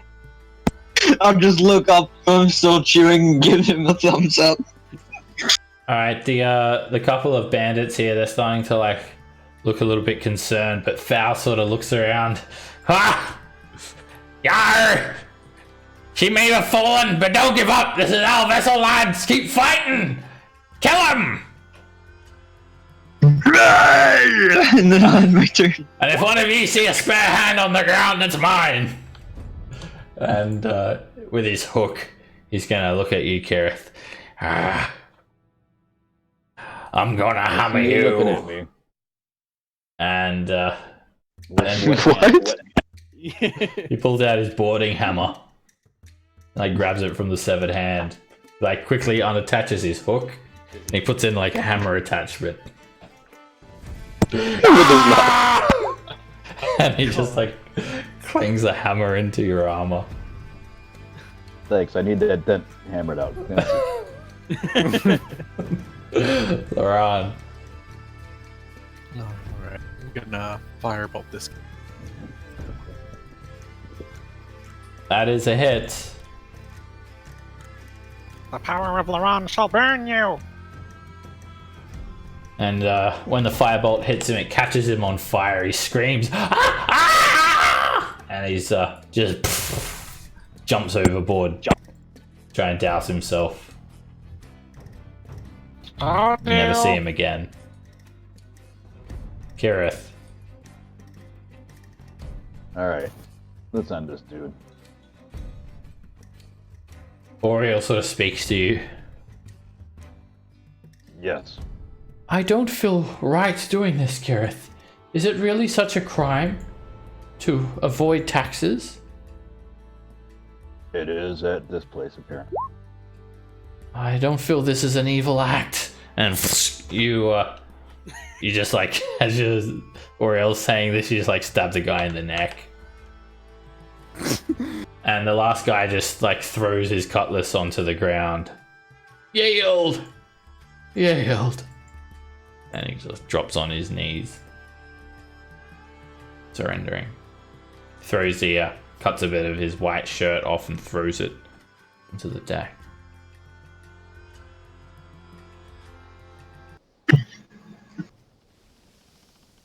Jimmy will Dukes of Hazzard slide down the rope ladder. Alright, make an acrobatics check. Oh,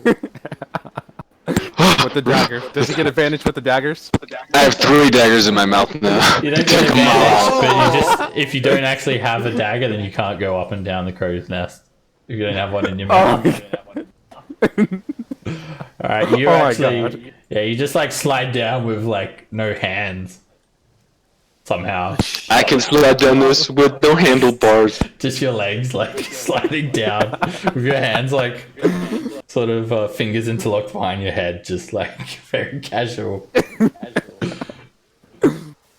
Merzer gets out of his rage and he's just like, why do I have a meaty taste in my mouth?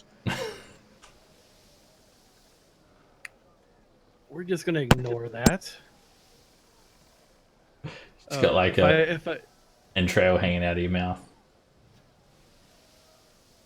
Just like flick it off like a booger or whatever. Can I take the captain's sword? It looked pretty cool. Yeah, it's a broadsword. It is practically a long sword,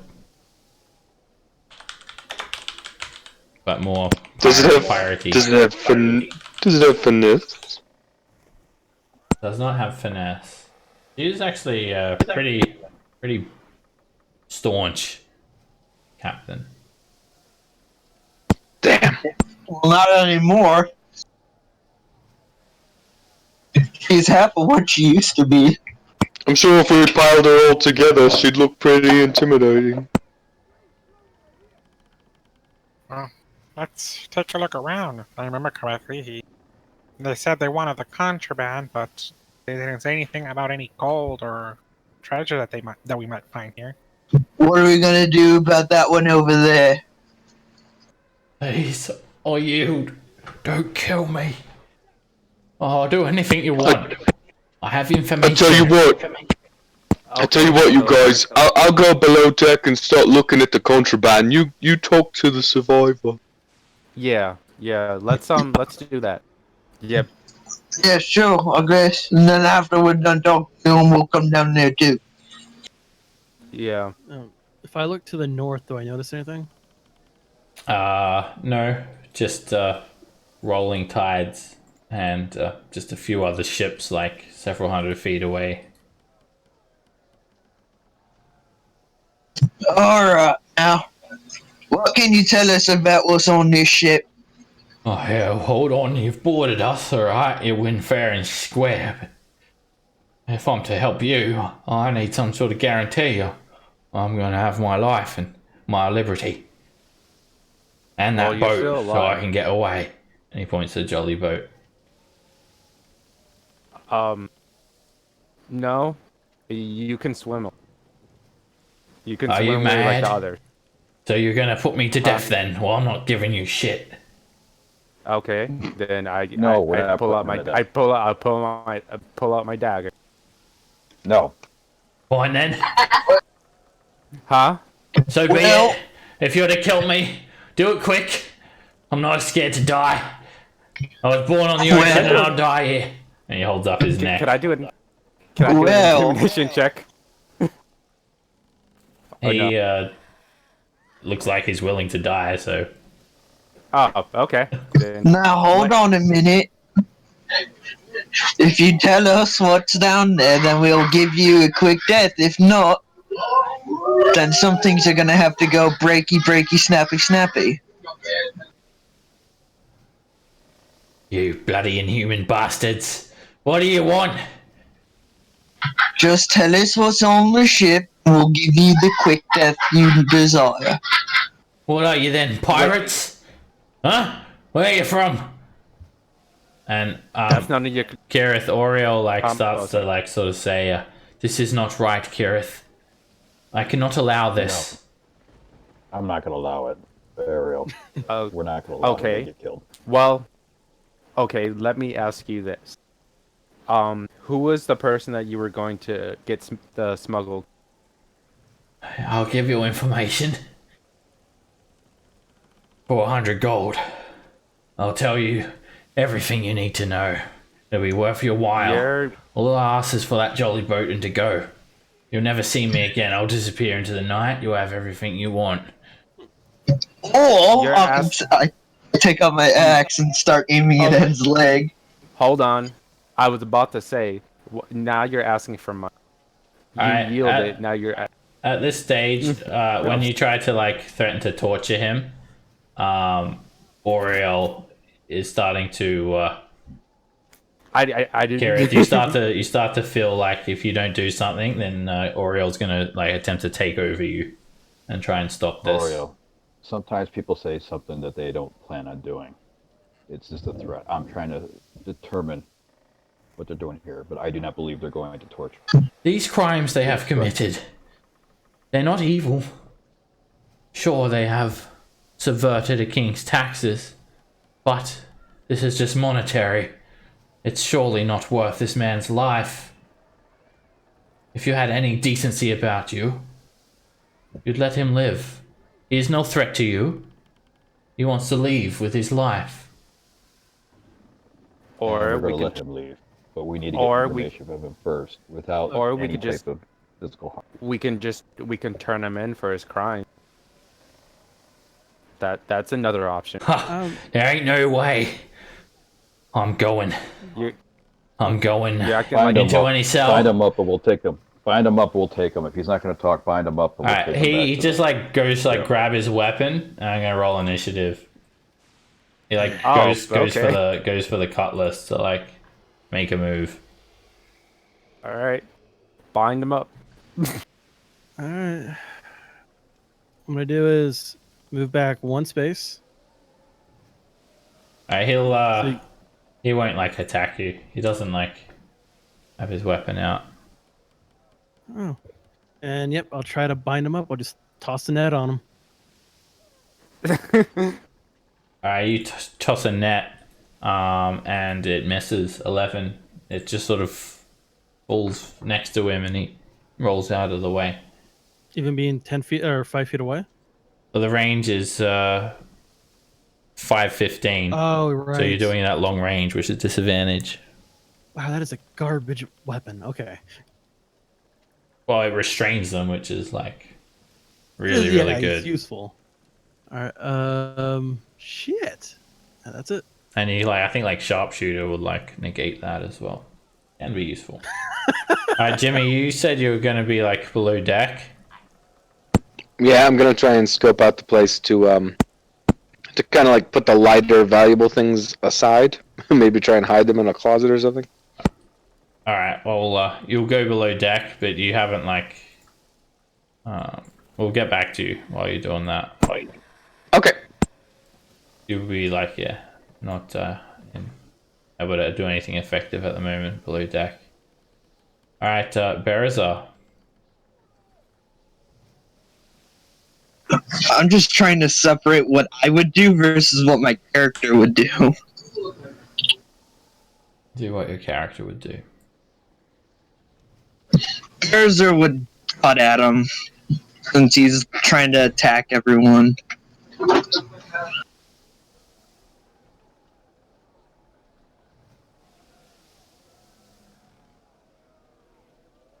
A 16 hits. Well, he's And are you chopping him or are you knocking him out? I'm gonna chop him. You just you cut him down. No. Oh no. And Oriel, it was a lawful good sword. Just goes silent and deactivates.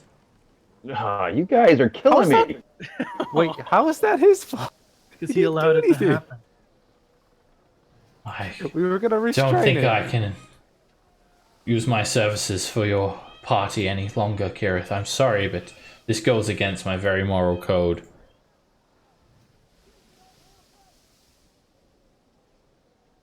You guys couldn't even knock him out. He was no threat. He was reaching for his weapon, and he was going to attack us. So Well- I killed him for it. Well, obviously, we were about to take him to jail. So I mean, we have a I kind whole of felt we pirate should have. ship. One little boat would have been fine to give him. Yeah, still though. He was gonna Hey. die anyway. You're Well, sleeping at on the least you couch would've had- tonight, Kirith. Oh no. Ooh. Yeah. But yeah, at least we could have restrained him, tied him Now up, I and have then no waited weapon, for him. guys. Wait, what happened, Gareth? I can't use them. What?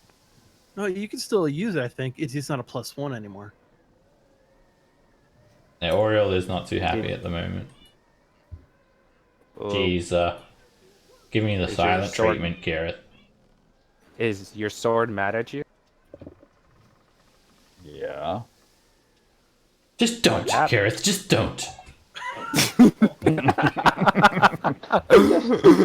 I'm just trying to cuddle. Don't touch my hilt.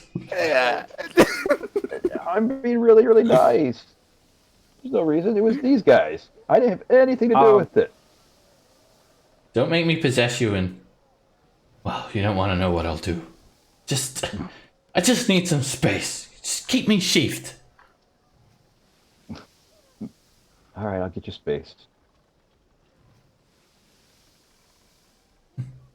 Trouble in paradise? Don't want to talk about it.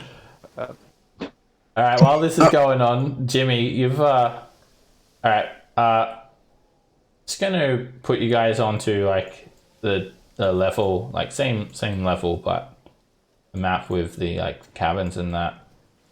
All right, so Jimmy, while this is happening, you've gone off to do something else. So there are like 4 doors towards the stern, and 2 of them are open, revealing cabins, and 1 of them are open, revealing a set of stairs going down, and then same on the other side. Actually, guys, I think we should signal the guy to come back, and we just let Jimmy take care of because, like, you know, him being Well, a town guard and We'll go over to Jimmy, like, while that incident was happening there, we'll go over, like, Jimmy. So, Jimmy, where do you go? There's, like, 2 sets of stairs leading down. I'll go down the right. Jimmy's the left guy. I'll go down the left set of stairs. All right. You head down these stairs, and It's like pitch black. I will also light a torch. Okay. There's that lantern on the ground. You can grab that if you want. That'll be better. I'll Still grab lit. the lantern. Okay. All right. You head down into a cabin. It occupies half of the stern section. There's like several furnishings, and as you look around, you can see like a door leading into the main deck. Do you search this room? There's also a door to your south leading into another deck. Doesn't look like a cargo hold or anything like that. No, I'll search it for like a key or something. But other than that, if there's not like a key on the table or like There's a couple in a drawer. There's a couple of books on the table, and there's a no keys like visible. There is a cloak hanging on a hook on this door here, and you believe like this will lead into the hold. If you know your I'll take the ships. cloak and I'll take the cloak and I'll put it on so I'm suave as hell. All right, it is a It doesn't look like it's a very like sort of special cloak. It's dark blue. I like it. It matches Jimmy's eyes, and if they don't, it does now. Okay. Okay. All right. You head on through into the cargo hold, and this place actually lit up quite well. There's lantern light revealing an orderly cargo hold. Through the center runs the base of the main mast, and beside it there are narrow wooden stairs leading up to the hatch above. And against the aft bulkhead are stacked bolts of cloth lashed together by ropes to brackets that are bolted to the deck so they're secure. And on each side there are also stacked a large number of small casks, also secured by ropes to the deck. It looks that there is like about 50 bolts of silk.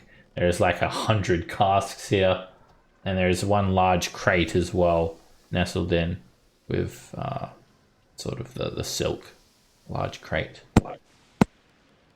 Ooh, can I look in the crate? Alright, you take a look inside, and the lid comes off easily. There is like heaps of very, very fine, high quality looking mining tools, pickaxes, shovels, helmets, and it all looks brand new.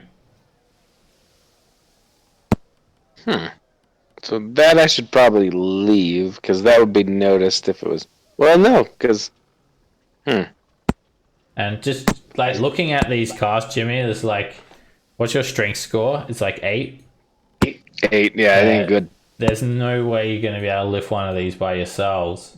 The silk, you could lift easily though. Alright, so I will, let's see. I'll try and... In the small... Are there any, like, other containers, or is that the only container, like, for the silk? There's only one crate, and then there's like about 80 casks, 40 lining each wall, and then the big bundle of silk here. Fine tapestries with like ornate patterns. Could I kind of, like, uncork or take one of the barrels open and, like, drain it into the bilge, I suppose, and then, Okay. like, shove it full of silk? All right. You drain. You sort of tap one off, and a little tear runs down your eye because you see this like very sort of well-made fake wax seal of like the king's crown, and I'm gonna remember that. well, not wax seal, but like a seal burned onto the barrel, and yeah, you get a good look at it. It looks pretty uncanny. You haven't. You're not like sort of too knowledgeable about what this seal should look like, but it looks pretty well made nevertheless. It's different than Eleander's like seal or whatnot. Anyway, you tap one of these barrels, and some sort of scently brandy spills out into the bilge. You hear it just splodging straight down, and you sort of you rip off the lid of the barrel, and you can stuff like 10 bolts of silk in it. You said they're like 40 bolts of silk or whatever? They're like about 50. Oh, shit. Well, I'll do that with as many barrels as I can in the time given to me. But in the space in which I'm working, I will put up a silent image, I suppose, to make it innocuous looking. Okay. What sort of image are you creating here? Basically, like a mirror image of the other side of the barrels, so it just looks like normal barrels, I suppose. Okay.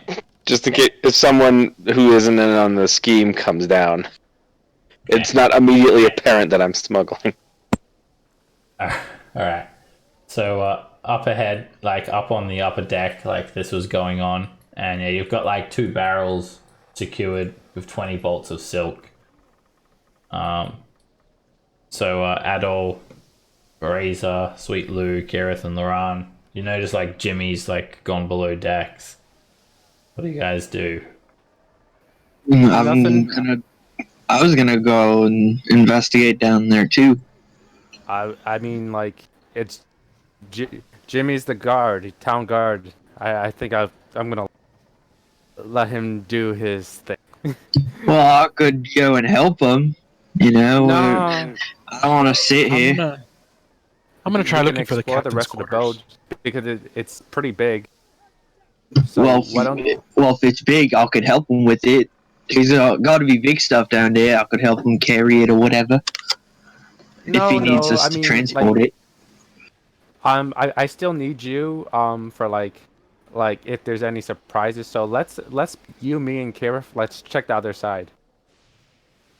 And as you're saying that to him, Barazer, you notice there's like a galley and some like scently meat sort of smell coming from it. It's like a pot, something churning on it, something tasty smelling.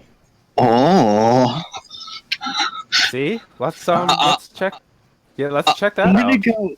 I'm kind of hungry after eating everyone you like should, that. Yeah, you should eat. You should eat. You too, Kira. I know you're having some crisis, but a good meal should fix that. Alright, Barazer Hey, immediately just like goes to the galley. Loran, you want to check out the captain's quarters, and yeah, this is where the captain came out from. hey, Kira, if you're gonna go too. Yeah. Where I assume she's at then. Okay. And Sweet Lou, what do you want to do? I'm gonna go down to make sure the guard isn't stealing anything. Can't see anything. And do I know that Sweet Lou's in on the gig? As does Zilch know that? I'm gonna kind of like Is you he? know how you're trying to like. Yes, he is. I was Okay. paralyzed. Yeah. It depends if Yeah. AR told you. Here, Okay. other way, over here. Yeah, you were just being warned by like Barazer as a backpack for like last session. Yeah, yeah. And then I'm gonna just like as they're eating, I'm gonna be like, just let's go over there and eat. And then I'm gonna walk away. I'm gonna go over here. Do Okay. you want some too? Yeah, save me a plate. But you can have it now. It's still hot. It might get cold. No, it's okay. I'll give you my dagger for hot sauce. Here, take it. Ooh, yes, yes. Alright, Barazer, you grab the dagger and start like there's like all sorts of food in here. You start like buttering like a piece of bread with the poison. Make a constitution save. Oh shoot, I did put poison on that. Oh my god, this is great. What's the DC? I think it's 15. Hold on. Oh my god, I poisoned him. Kira, you might need to fix him. Let's take a look. We'll find out. Dagger of Venom. Okay, let's take a look. Alright, you're chewing on this like piece of like this loaf of bread, and it's like super spicy Barazer. You take 7 points of chili damage as you're eating it. It gets absorbed by the fucking bear statue. Alright. You don't even really notice it. You're like literally just eating poison. Hey, Kira, make sure he's okay, alright? It's got a little bit of a tang to it. All right, just make sure he's sort okay. of, Okay. says to you, Kirith. Well, you must be hungry, Kirith. What do you want to eat for dinner? Oh, That. Well, I don't know. You get hot pockets. I don't know what you want to eat for dinner. What do you want? What do you want to eat for dinner? oh my God! This little woman. I don't know yet. Well, I don't know What did I either. eat for dinner? What do you want to Why eat for laugh? dinner? You don't realize what she's doing. Food, What do I you guess. want? I don't know.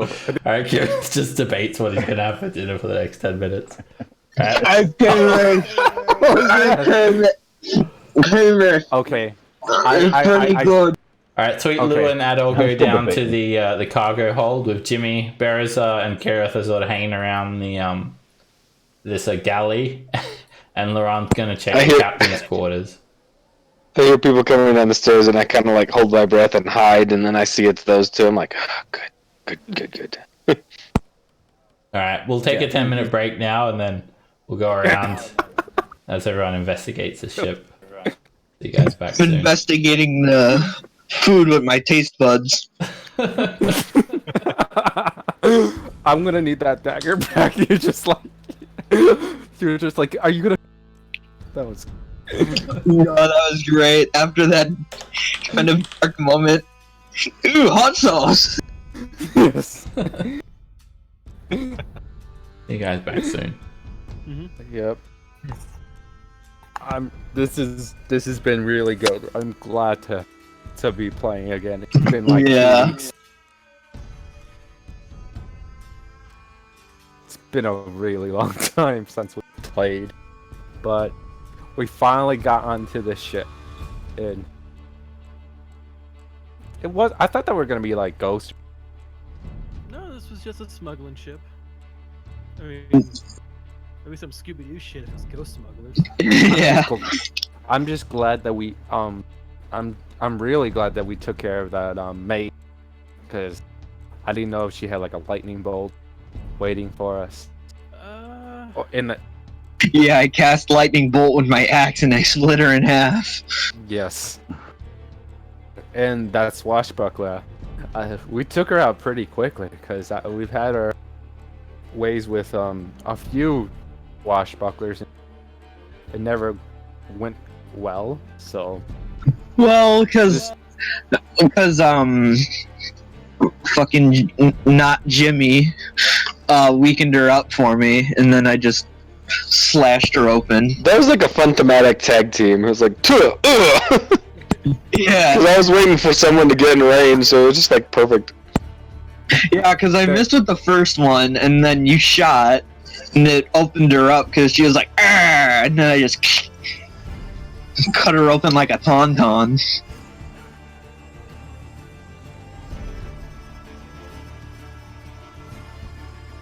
Anyway, I gotta go pee, so I'm gonna be right back. okay. Okay. Yeah. Well, yeah. Do you think 50 bolts of silk are? Do you think 50 bolts of silk are enough to get our money's worth? We need 50% of it. So whatever, like we have to keep half of it on the ship. So because they'll. I mean, no Some- less than half. Let's see. What's the Yeah, value? That's what I'm looking. Because like since the three of us are down there, we'll be able to move a little bit quicker. So we can just we can take different types of cargo because we could just load it on, be done, How and many then Bolts of silk do you have? are you gonna There are 50 Are bolts of silk. Now, for reference, 1 square yard of silk, according to this, is worth 10 GP, which is very valuable. okay? Is there any? Did you? I'm looking find for anything one- else stuff? Well, there's casks, there's mining tools, and there's silk. We can take some of the cask as well. We could take half of the cask and half. Yeah, I don't want to touch the mining tools because I feel like if we take those, whoever they're bound Yeah. for will know. You know? Yeah. So we take the cask still. We'll take half the cask and half the silk, and that'll be it. Yeah, I'm really focusing on the silk because that's a lot of like. Okay, 1 yard. Let's assume there's 20 yards in a fucking roll of silk. That's 200 gold a thing times 50. Yeah, because I know that he was talking about how he wants cast too, because like he was Yeah, there's so a yeah, cask of brandy and what was it? 40 casks of brandy and 40 casks of fine wine. Is that what he wants? Because I didn't know he had any specific demands. I don't think. I'm pretty sure he wants a. Yeah, I don't- I'm not too sure top of my head. yeah, no, he wants half of, not all of it, because we have to still leave some. I know. He doesn't want Oh, us yeah, to my take bad. more than half because that would be suspicious. But that doesn't mean he wants us to take half. I'm content taking with taking what I can, not like risking it to take Yeah, I mean. exactly Oh, 50%. yeah. So you have the Oh, 50 yeah, gold 'cause we- silk, yeah, we- can just walk out with an extra, let's say 10 casks of brandy. Just for a little extra. Yeah, and then that should do it. I mean, we take all the silk, a few casks of brandy, and then boom. They didn't need to know any silk was ever here. Yeah, exactly. That works for me. Um, So we just, Anyone have any spells that can might help move these things? No, I have nothing to move, but I can do pass without a trace one more time. But that's it. and what's your strength? I do, but Wait, My we strength can't tell is a you. 9, If we let you Exactly. in, we're screwed. I'm pretty sure Norin does, but I think what was your trait again? You can't keep a secret. Yeah, he can't lie. I'm back. Yeah, he can't lie. So the thing is, we're screwed if Laurent finds out, or even Kira, because he's all the way on the couch. And if she finds out, if Ariel finds out what we're doing, oh, she's gonna take over, and then we're gonna have to fight a paladin. Well, I mean, like I'm saying, I don't think this is evil either. If she doesn't think smuggling is evil, then she doesn't. I mean, she didn't think the smugglers deserved to die because they weren't evil. So us I'm kind of smuggling 22. Whatever we do isn't evil. It's not evil enough. It's like it's fine. It's fine. You still try to figure out what you want for dinner. The thing is, at this point, because of the people that we kill, and then we do the same act, then it's kind of hypocritical. We would be like murderers, and therefore we would be. It's fine. It's fine. I didn't kill anybody.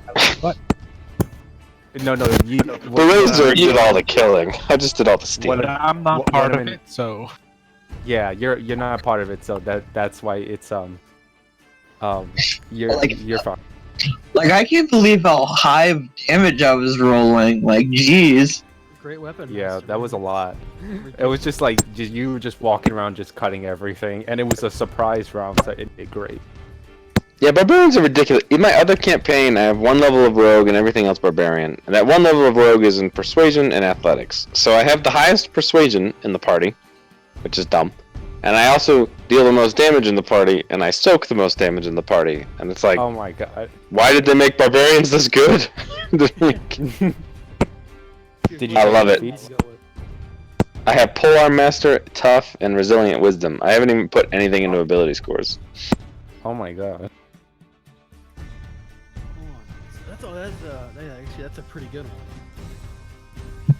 Man, that was fun. I was able to, like, go full berserker. Yeah, you went frenzy rage, and I'm like, there's not that many enemies, and then like 20 more popped out, and it's like, good idea, Nick. Good idea. And then it was just like, "Rock!" I'm just glad that Rob had that tidal wave. That was really cool because it got rid. It did some damage to the mage. It was the just rest funny. of the- There was like this 2-foot tall halfling, and then here I am, towering 7 foot tall. Yep. I was hoping Crushed they were her. on the side of the ship because I could have knocked them all off. I mean, it's a 10-foot pushback. Yep. Oh, so how are you gonna get rid of Jimmy after this? Are you gonna say he away or something, or what? Wait, you're gonna What do you mean? like when we load the ship? Are you gonna just like row away? No, I'll still be Jimmy, and then I'll go my own way, and then you guys go your way, and then Oh, I meet get him. it. It's like you guys are pulling off the heist of a century or something over here. Oh god, it's more like a 3 stew. You're just having the feast of the century with the hot sauce. Yes. So I can get the taste of the one meat of with this other meat, so I no longer have the taste of that bad meat. Right. You Right. guys doing? Good. Good. The- We were just talking about how your baby like because we were looking forward to playing that we should have had the baby get a character sheet. Just like bring him too. Like Barbarian. yes. yes. Have him be a little razor. Yes. Alrighty. But did you make sure it was not an egg? Because Yeah. It was not a goat. Not a goat egg. First thing I checked. Okay, good. Made sure Craven wasn't around anywhere. Oh God, yeah, yeah. You were in the hospital, so like he wouldn't. He wouldn't be there. No cleric. Yeah. Yeah. There are only clerics at hospitals. Alright, and Yes. yeah, he's not a cleric. Okay. So let's go around now and we'll sort of jump from character to character as you guys are exploring the ship. I'll give out descriptions of the room, so do like a little bit of theater of the mind. Alright, Bereza, so you head into the ship's galley and there is a crude metal stove which is lit, leaning against the hull, and it has an adjustable metal chimney that can be placed through a vent hole when it's opened. Next to the stove, there's an open metal bin containing sticks of wood and kindling, and beside it, there's a large wooden table that's bolted firmly to the deck with a thick top crisscrossed with score marks. The table also has a large drawer. Hanging from hooks set into the hull above the table, there are 2 iron frying pans, 2 saucepans, and a skillet. And set up against the bulkhead opposite is a large cask filled with clear liquid. Beside this stands a wooden cupboard, and against the bulkhead besides the forward door, there is a wooden upright chair, and hanging from the center of the deck above everything is an unlit hooded lantern. And you come in and there is just some sort of stew bubbling away on the stove here. And other than that, there's not a whole lot of other food in here. Like the drawer has like some butcher's knives, some saws, some choppers, and the cask contains water. The cupboard has some miscellaneous like mugs, some plates, some platters, a metal dipper. Just this like couple of like moldy hunks of bread and then the stew. So you're chowing down on that. Laurent, you go into the captain's quarters, and the cabin is very clean, and the furniture is all in good repair. There's a single bunk made up with bed linen, and it has its head against the bulkhead running along the center line of the ship next to a wooden partition squaring off the corner near the main deck. There's a writing desk set up against the hull towards the stern. It has a drawer on each side and 3 trays on the top.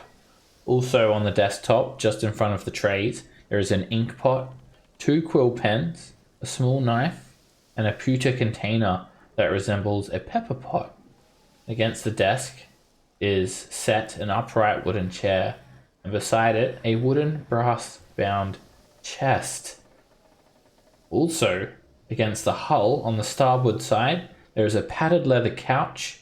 In front of it, there is a bearskin rug lying on the deck, while beneath the couch, you can see a large metal box. There's an unlit hooded lantern hanging from the ceiling. Cool. You also notice, Is it just description, or do I go ahead? as you head in, there's like a grey cloak as well hanging from a peg on the back of the door. So there's like the writing desk, and then there's a sea chest, and then the box underneath the couch. I'll take the grey cloak.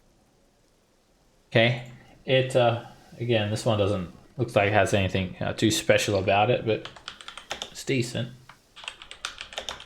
Decent condition. Right. Well, first I'll look under the bearskin rug. All right, Make sure underneath there's like no holes or anything. the rug, there is actually a trapdoor leading down to the cabin below.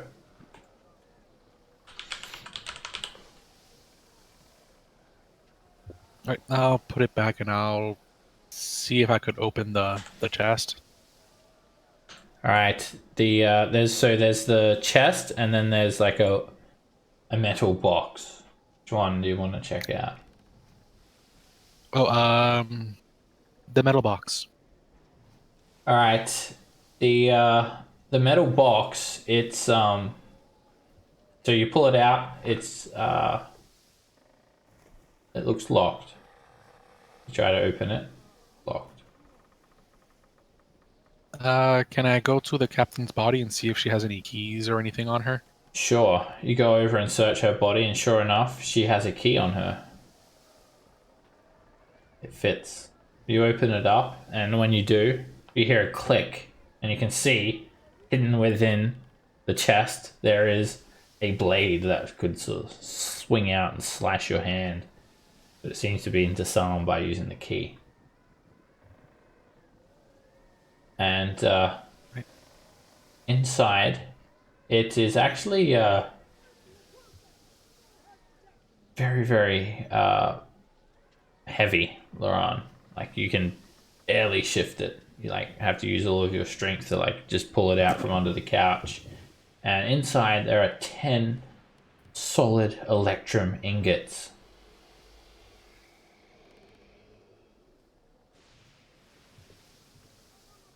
I'll start just shoveling it into the party loot. All right, it's very, very heavy. I'll tell you how much that is going to weigh. We're looking at 1 ingot weighing 25 pounds. So there are 10, 250 pounds. I most likely can't put it all onto the party loot, considering how much like weaponry and stuff we have. Yeah, the bag of holding will break if you put more than 500 pounds of stuff in it. Yeah, yeah. I'll keep it out and I'll go for brazier later, but I'll check out the chest next. All right, the sea chest, it just has some like clothing in it, well-worn clothing, and a comfortable pair of slippers. Just like a closed take the chest slippers, trunk. and if there's like a captain's hat, I'll take that too. All right, she had the captain's hat on her, so you take that. Take her hat. And yeah, the slippers are very comfortable. All right, so there's also this writing desk, which is of interest. And of the trays on the desk, next to the pewter container, which looks like it's full of some sort of fine sand, like an ashtray. One of the containers is empty, so it's like almost like a filing system she's got here, and the other one has heaps of bills and receipts. You take a look over them. They're for various items of marine supply, and until you get to these several letters, they're of very personal and intimate nature. You read them. Yes. All right, you just read these like tangled love story about there are 3 different letters from 3 different women in 3 different ports, and they seem to all be from the same Captain Sigurd Snake Eyes, addressed to Captain Snake Eyes in this sort of goes into some intimate detail. So after you read about that, you sort of find out she's like tangled in this like triple love affair or something. And anyway, nothing of too interesting note until you come across this semi-literate document. Now this is written in some very scratchy Spartan common, and it says, need more goods. Get us 2 on boat. Coming more faster. We pay you good. And it's signed. The signature is a little pictograph showing a lizard with a forked tongue extended.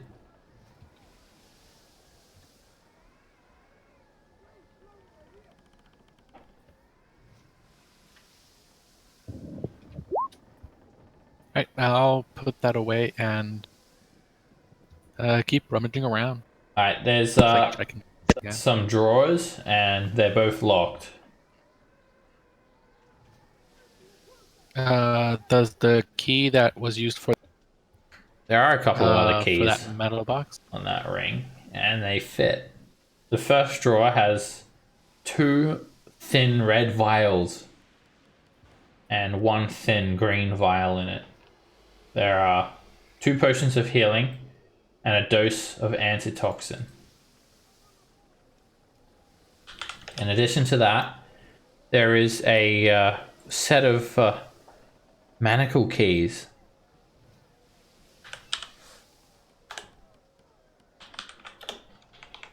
They're very small manacle keys.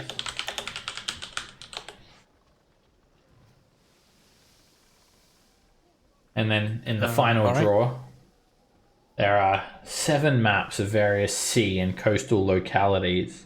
They look like they've been prepared by professional cartographers. Very detailed. They detail like the Sword Coast, the Kiowish Coast, and some of the tide lines around Salt Island in the area. And as you take a look at these expertly drawn maps, there is another map. This one is very crudely drawn and it stands out. It has a little like lizard, again, little lizard icon pictograph with a forked tongue, and it's near the Dunwater River, like a little marker about 10 miles north of Saltmarsh.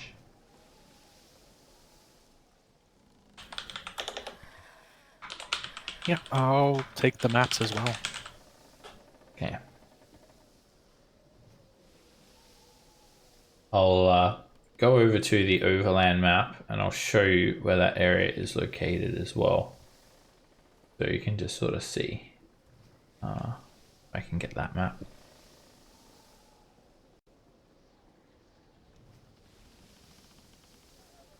Very far away, this map. I have to drag it all the way over. Okay, so here's the map of Salt Island and the coast. So the Dunwater River is... yeah.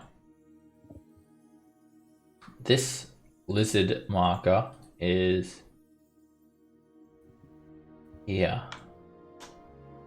Little lizard's face marked on a map. Very, very crude. Nowhere near as detailed as this map. But there it is anyway. Alright. And then I'll just go search for Brazier, because I am not opening that trapdoor with alone. Okay. Alright, while that's happening, we'll go over to Kirith. You have a bit of a conflict of what you want to eat, and what else do you do? At this point, I'm like, is it really that important what I'm going to eat? I think I need to help the rest of the party, so I'll go help Brazier. Well, maybe I'll go and hang out with the Dagger of Venom. Oh, you wouldn't. I never saw the Dagger of Venom kill anyone mercilessly. Oh, actually, yes, I did. Many times. That's exactly what it does. What are you talking about? You're crazy. Don't talk to me. And she deactivates. I can't understand you. You're all alike. All you weapons. Oh, you really try to sleep on the couch? Alright. So what do you do, Kareth? You want to just go check out one of these rooms, or? Yeah, I'll check out a room. I can't see anything, so I got a problem. Are you in the dark? Oh, do you want to like light a torch or something? Yeah, I'll light a torch. Okay. All right, there is another cabin which is open, and then there are stairs leading down into like the below decks. There's also I'll go to a the room cabin. where the lizard folk came out. I'll go to the cabin. All right, this seems to be one of the master's cabins. The furnishings and fittings are all of good quality, and the place is very tidy. There is a single bunk, which is quite small. It's only about 4 feet long, and it's made up with bed linen. It has its head against the bulkhead running along the center line of the ship. There's a polished wooden table standing in the center of the room, which is bolted to the deck. And on the table, there is a silver bowl containing an assortment of fruit and a silver carafe, half full of a light red liquid. There's also a silver goblet. And set at the table are 2 upright wooden chairs and a padded leather chair. And finally, on the deck towards the stern, there is a wooden, brass-bound chest. Beside it is a pair of highly polished black leather boots. And from the ceiling, in the center of the room, hanging over the table, is an unlit wood lantern. Oh wow. You said there was like a desk or a table. Table, yep. The Okay. polished wooden I'll table. I'll take a look at the bowl of fruit and the liquid. As you step in, you notice a maroon-colored robe hanging on a peg behind the door. Like human size or No, smaller? it would fit Laran well. Okay. It's like a halfling. I have a feeling that might have been that lady. I'll go ahead and check out the liquid. I'll smell it, pick it up, smell it. All right, it's just some red wine. And Yeah, don't. do you think these like items could have some value, like the silverware? You want to take them? Oh, like yeah. Okay, yeah, we'll take them, I guess. Right, it's a 50 GP of silverware. I'll walk over to the chest. All right, the chest it's quite a sturdy looking chest. It's got a big fat lock on it. Is it locked or is it unlocked at this It's point in locked. time? You shift Locked. it and it don't open. All right, look around for a key or anything that might open it. There's no keys. Yeah. There's just nothing on the table. There's no like keys hanging on hooks. So if I try to bash the lock with like anything, do I have a chance of breaking it, or is it really, really, really, really sturdy? Yeah, you could break it. Make a perception check.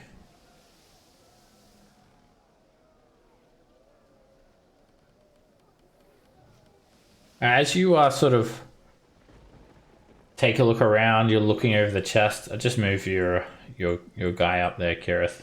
Oh, thank you. Like you catch a glint of something in your eye in the boot, in one of these polished leather boots. Ooh, The key. ho ho ho! I will reach into the boot and grab that key. All right, you grab the key. It fits the chest, and when you open it, you hear like a double click, like the lock opening and a click of something else. And you notice there is like a little like bladder attached to the inside of the chest, like some sort of trap. It could contain like poisonous gas or something. Ooh, Being disarmed. I didn't get gassed. Razor would be proud. There are some halfling-sized clothing inside, and there is a fine-looking leather purse containing 50 GP.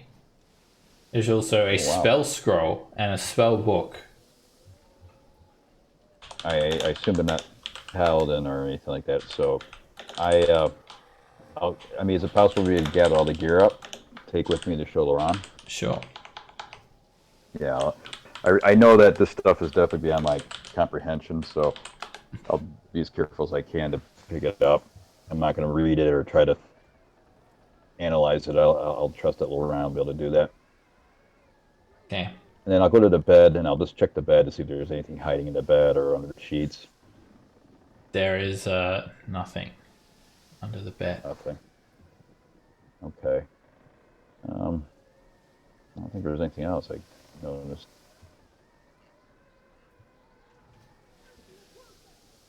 Chest is Okay. empty. Tables, food. Yeah, Yeah, I don't think there's that- anything else that's I need to check out, everything. right? Yeah. Okay. All right. Meanwhile, I below guess- deck, Adol, Sweet Lou, and Jimmy. So Adol and Sweet Lou come down and see Jimmy like preparing these barrels of silk. I give him a wink. All right. Hey, Yep. All right. all right. Jimmy. Edo, who the fuck is this guy and why is he taking our shit? It. Hey, drop the act. Really? You can't tell when me is me? Man, I'm a better actor than I thought I was. Holy shit. Oh as far right. as I know, forgot. Who you working for? I just kind of give him a weird look and I change my face back. Hello? Yeah. That is some creepy shit, but I love it. You Yeah, weren't man. feeling well, but I got You him, you guys know. thought you were gonna pull a heist without me? Oh no no no! I find a way. Keep shoving silk into barrels. All right. All right. I started helping. Alrighty. We know the best loot is not always in the cargo hold. So which way was the cargo hold? This is the cargo hold. Oh, my bad. I thought it was in another room. Yeah, that makes sense. Yeah, this is the So- below the main deck, right underneath in the cargo hold. This is where Well, all the after you say barrels that- and the silk are. There is such a word as a smuggler's, what, like hatch or whatever? So I'll start knocking about for like a hidden trap doors or whatever. Like I feel like I wouldn't put the most valuable stuff in plain view. Make a perception check. Check. Can I make one too? Sure.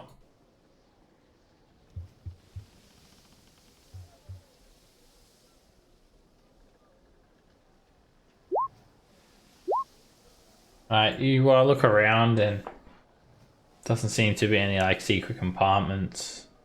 We don't think there would be any room for secret compartments either. There's just a layout of the ship.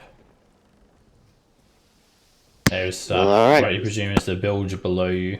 There are some cabins to your east, a cabin to your west, and to your north and south. It's the hull of the ship. Yeah, as I see him knocking on barrels, I'm just going to go into this room and see what's in here. Okay.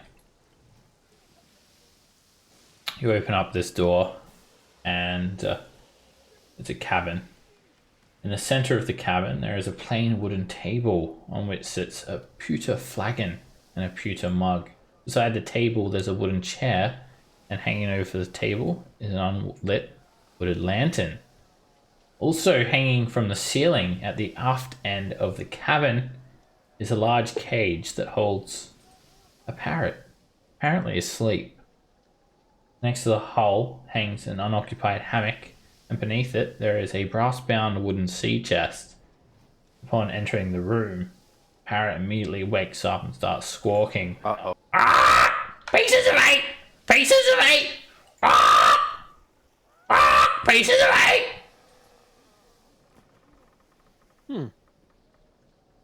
And it squawks a few times before like it seems to just go back to sleep.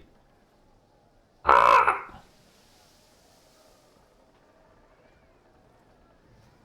Damn, I don't have that spell. Firebolt?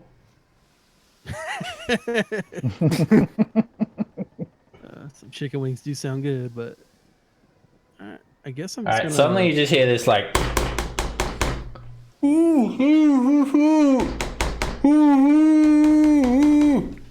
banging coming from what apparently should be the stern of the ship.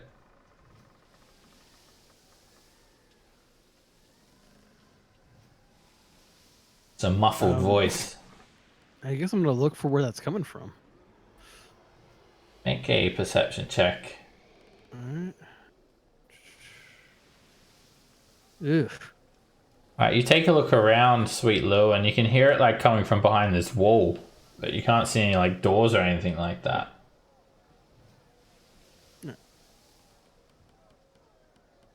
I'm gonna look. Yeah, I'm gonna yell at the door. Hey, I hear someone banging, but I don't see him. Can anyone else spot him? Ooh, What?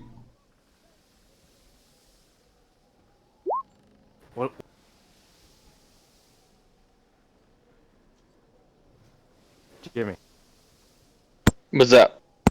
I said, what is somebody down here? Ugh, somebody down here. I'll just kind of like walk in. All right, this is the town guard. You best be on your best behavior. We come all out with your hands up, but don't want no trouble. As you enter, Copper the Parrot squawks again. Ah! Pieces of right! Ah! Pieces of right! And then again you hear some banging on the wall. On the wall. Well, maybe I was looking for the wrong type of smugglers. Hold. I'll look to see if there's like a door. Make a perception check.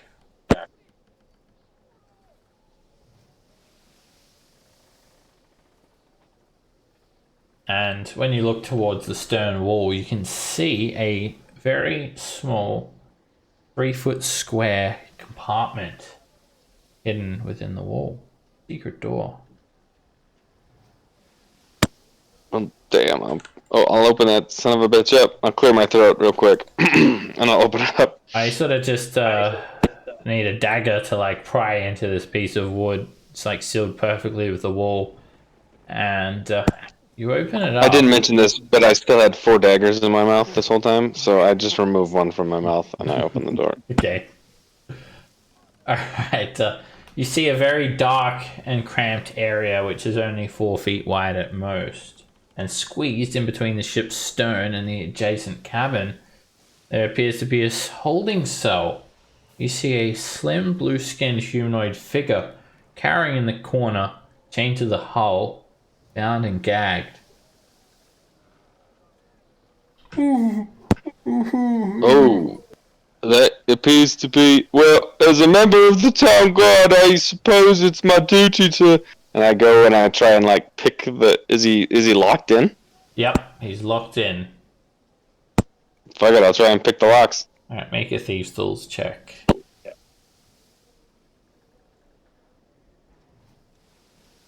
Alright, you click and the manacles which are attached to his wrists, they unlock. And he sort of holds up his like neck and mouth. And he grows a little bit. When I take the gag take the gag out of his mouth. He stands up, he takes up a bit more room. You take the gag out of his mouth as he stands. Oh. Elf dustele. Mestulula sasafuletera. Metula statisa fulia shesafa. He starts speaking in Elvish. Je ne parle pas de français. Jimmy has an idea. He's like, oh, okay, you speak Elvish, you do that. Oh, yeah. All right. Did I hear what this prisoner was saying? Yes, he says, why, thank you, friend. Thank you for rescuing me. I was very concerned that I would be down here for yet another day. Well, you have saved my life. And as you look into the room, Sweet Lou, you realize it's fellow sea elf. Brother, he says. Wow. Did the Now, this king isn't come justice. to rescue me? Honestly, we didn't know you were here. I'm glad we found you. I mean, I'm glad you're making all that noise. Oh, I heard the parrot squawk. And, well, usually that means that someone not familiar with that dreaded bosun has entered the room. I put 2 to go together and I thought it would not help but to plead for rescue, and well, here we are. And he holds out his hand. You notice his skin is sort of sheen to his scales, and he's just dressed in some plain clothing. My name is O'Shaughnessy. Got pointed ears. Stands about 5.5 feet tall. It's a very traditional name. I'm Sweet Lou. I'm glad you did what you did. We wouldn't have found you otherwise. Oh, you are not from Mahan.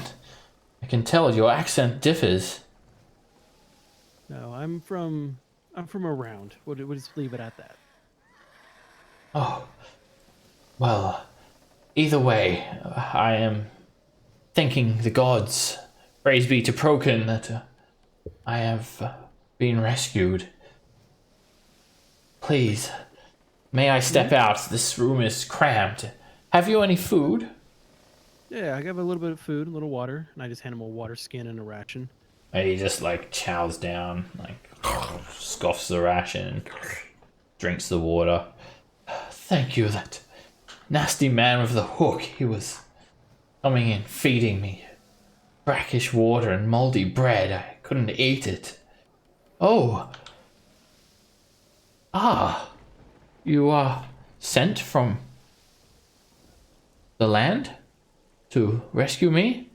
You are from the island of Salt. And he looks at Jimmy, like in his guard uniform. Ah, piece of the right! I don't understand what he's saying. I just look at him and say, "My name is Jimmy. It is nice to meet you." And I reach in my hand. Oh yes, he does not speak the way of our tongue. And he shakes your hand. O'Shaughnessy. Pleased to meet you, Jimmy. I put my hand out. Jimmy! Every time he speaks, I just say Jimmy. Slower and louder. Understands you. You can see he's got like a big black eye and he's sort of got cuts all over him. But he seems like his spirit is undaunted. The three of you managed to overcome the entire crew of this vessel? Oh, there's a few more yeah. above us. No problem. They're not a threat to you. Ah, so you are from the town?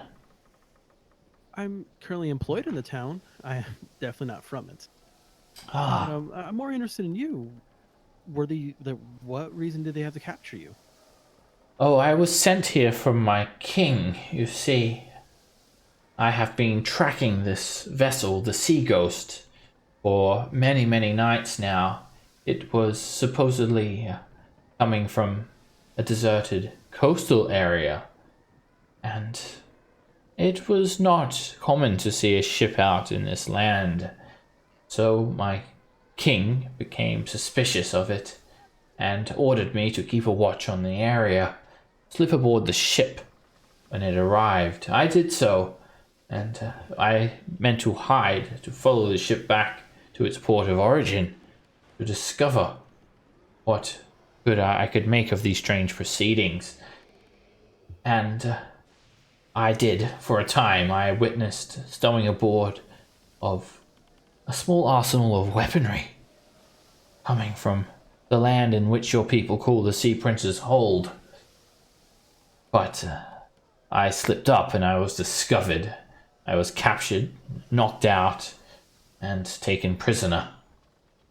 Found myself waking up a time later, chained to the hull in this compartment. I'm not sure how long I was out for, what would have become of me. Been brought unpleasant food a few times, a cup of stale water about 6 times. Always being this bully of a person with a hook on his hand. He is being dealt with, I presume. Yes, he's handed. Yeah. He's no longer a threat. What of the crew of this Handily. vessel? Thank you. I didn't hear that. What of the crew of this vessel? What is their fate? Most have been slain in combat, and others have jumped. Ah, you did what you had to do. I understand that. Thank you so much. Pleased to meet you all. I am indebted. You've saved my life. Whatever I can do, I will help you as way of You did mention repayment. You saw a storehold of weapons. Was that brought on board? Yes, many, many weapons. Swords and spears. Many weapons. I I saw them piling him on the ship en masse. I'm not sure it has been offloaded or not. The purpose of these weapons is what would raise the suspicion. There's a large amount of weapons. We gotta take stock of all stolen goods. Do you happen to know where this weapon hoard is? I'm afraid I do not. I did not catch where they stowed it. Please, are your allies okay? May I thank them personally? And I don't have a problem with that. I'm gonna, before you go, I'm gonna speak in common to Jimmy and Adol. You know, he wants to see the others. I don't see a harm in that. Yeah, Sounds like a good distraction to me. And I say in Elvish again, just, all right, yeah, great ahead. I'm pretty sure they'll like to see a new face. Oh, they are above deck? I believe so. The last time I saw them. Take me to them.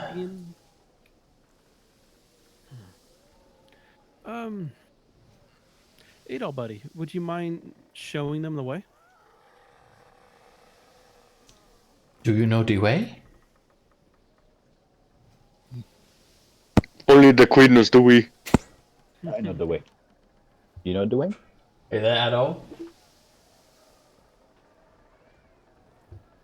You're muted. I said yes. I said yes, my brother. Come, I know the way. Alright. You take him up above deck to meet like Loran and Bereza, and he like introduces himself. He seems very friendly, and he just keeps on thanking you guys. Please, anything you need from me, I owe you my life. Anything I can do to help, just tell me.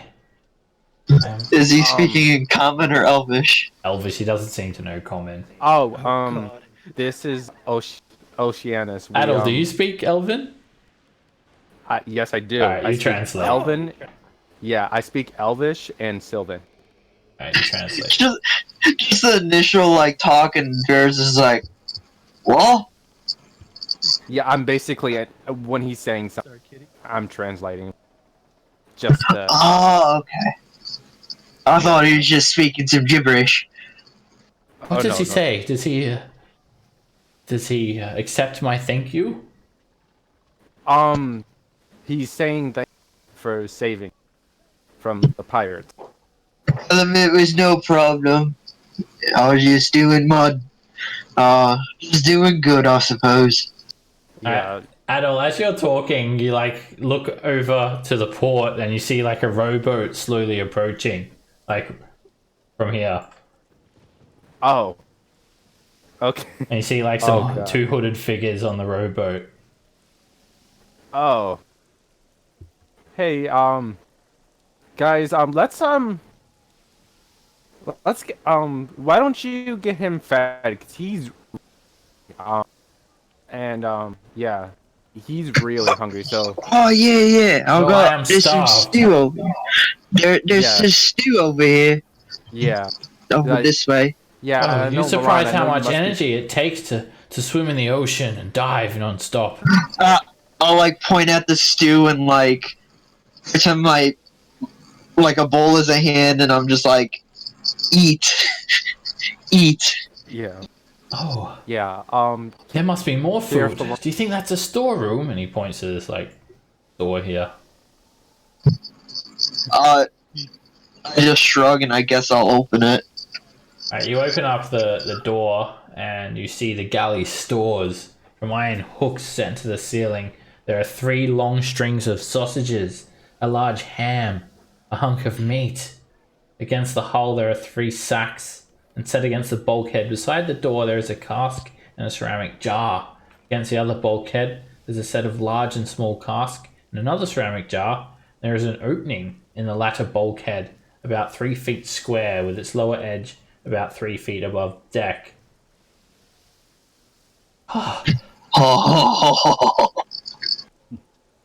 Oh, here. I have not had land-dwelling food for a long time. I do get sick of fish.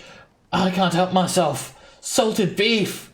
Oh, what is this? It's sweet and sticky. And he just starts like dipping his hand in a pot of honey. Winnie the Pooh style, he just sticks his whole fist into his mouth. Delicious! I have no idea what you're saying, but I'm gonna go ahead and eat anyway.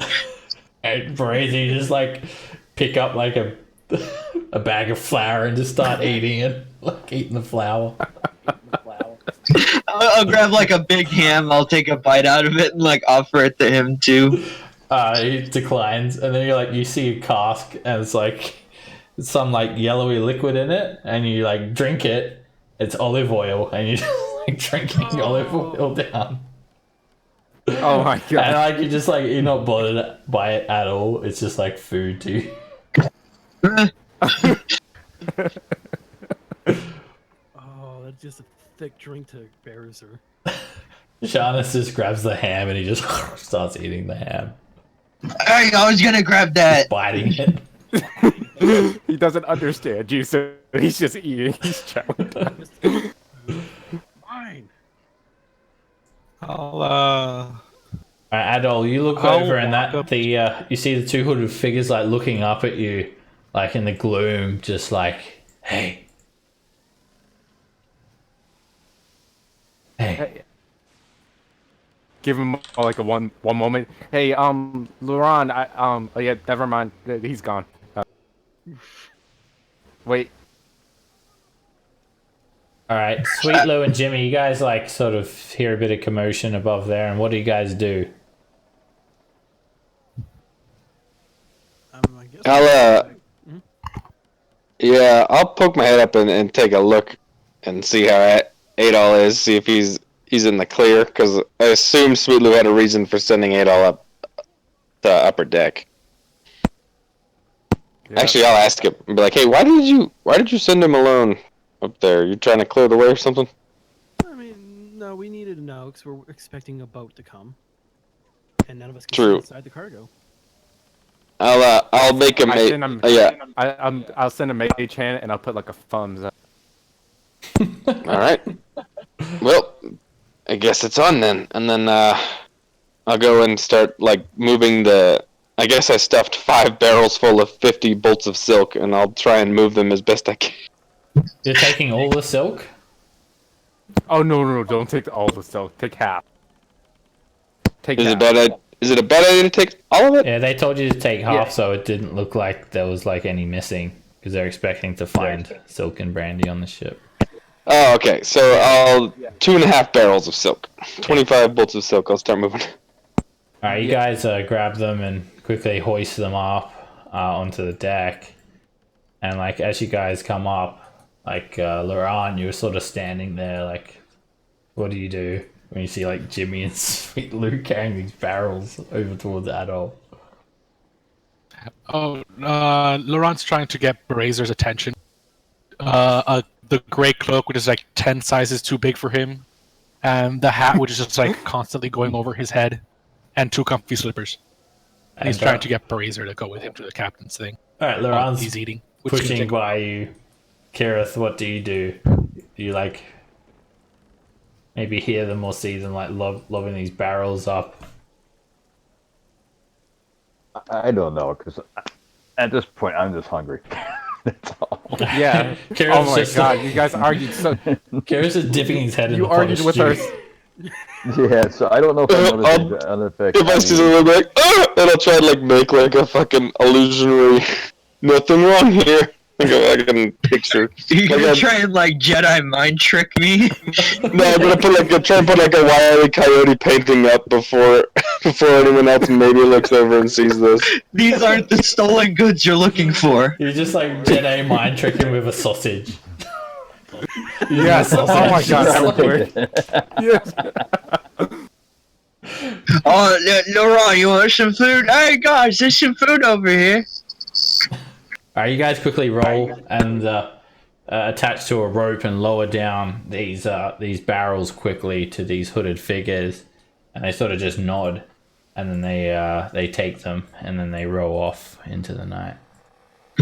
At that point, I'll go head up to Laurent, like, so you needed me for something? as I'm still having like a big old ham in my hand. He's got like a necklace of sausages around his neck. Yes. Yeah, Hey, he's on Sweetly, his dragon. something's bugging me about below deck there. Seb, can I move back down? Yeah. You go I guess I'll back down go. into the hold. Okay, so can I go into the? Okay, so did these two rooms connect? Whereabouts? Like, is this just the other room with the staircase? All right, this room it only just has a small sort of mate hole. So it's like a 3-foot square hole that you can like pass things through. You can squeeze through. It's like a doggy door, basically, a large doggy door. You just like if you needed something like quickly, and you just open it up or knock and like pass things through. You can squeeze through. Can I squeeze through? As you finish squeezing through, like poke your head through, you see Sweet Lou just using the door, just walking in like a normal person. I thought so. So this is what bugs me. Hey, Sweet Lou, poke around that wall, All right, will do. cause there's a space here. See what I mean? I guess I'll just go by knocking on the wall little by little. Alright. Make a investigation check with advantage, Sweet Lou. Oh, nice. All right. Alright, you find a secret compartment. It's a bit higher than the other one, but it's like a few foot wide gap where the stern should be. And you push forward a solid block of wood, and it reveals another cramped area about 4 feet wide, sandwiched between the adjacent cabin and the ship's stern. There are 8 large, irregularly shaped bundles wrapped in oilskin and bound with tight rope.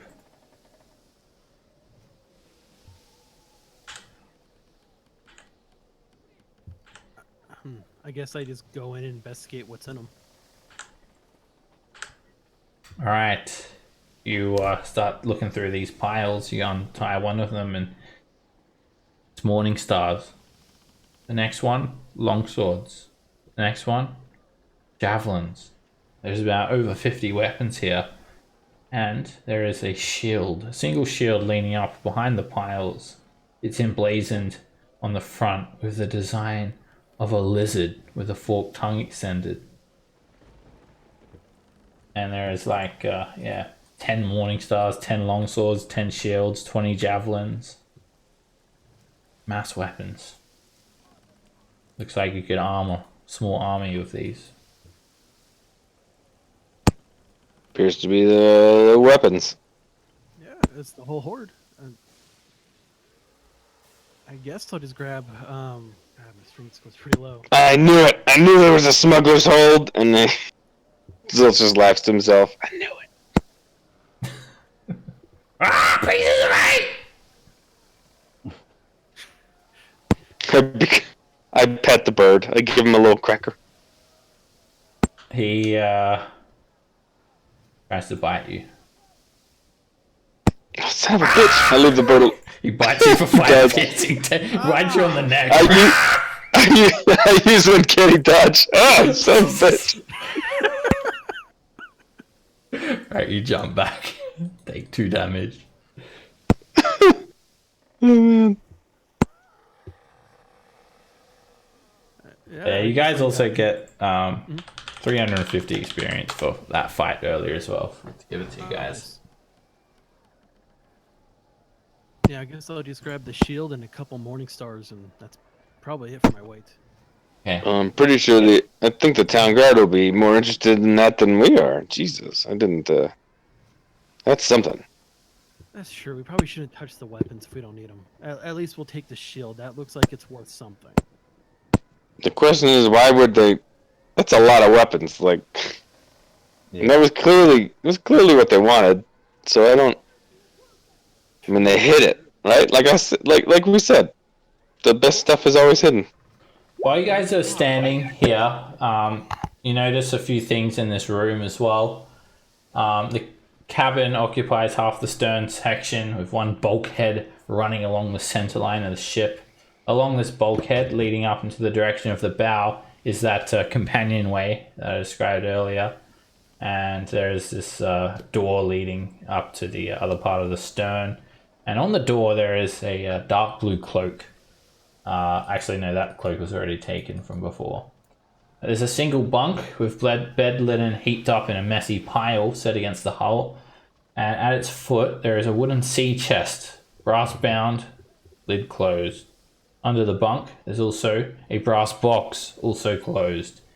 Not only that, in the center of the cabin, there is a plain wooden table bolted to the deck, and there are 2 books on it. One is open, and one is propped up against the other.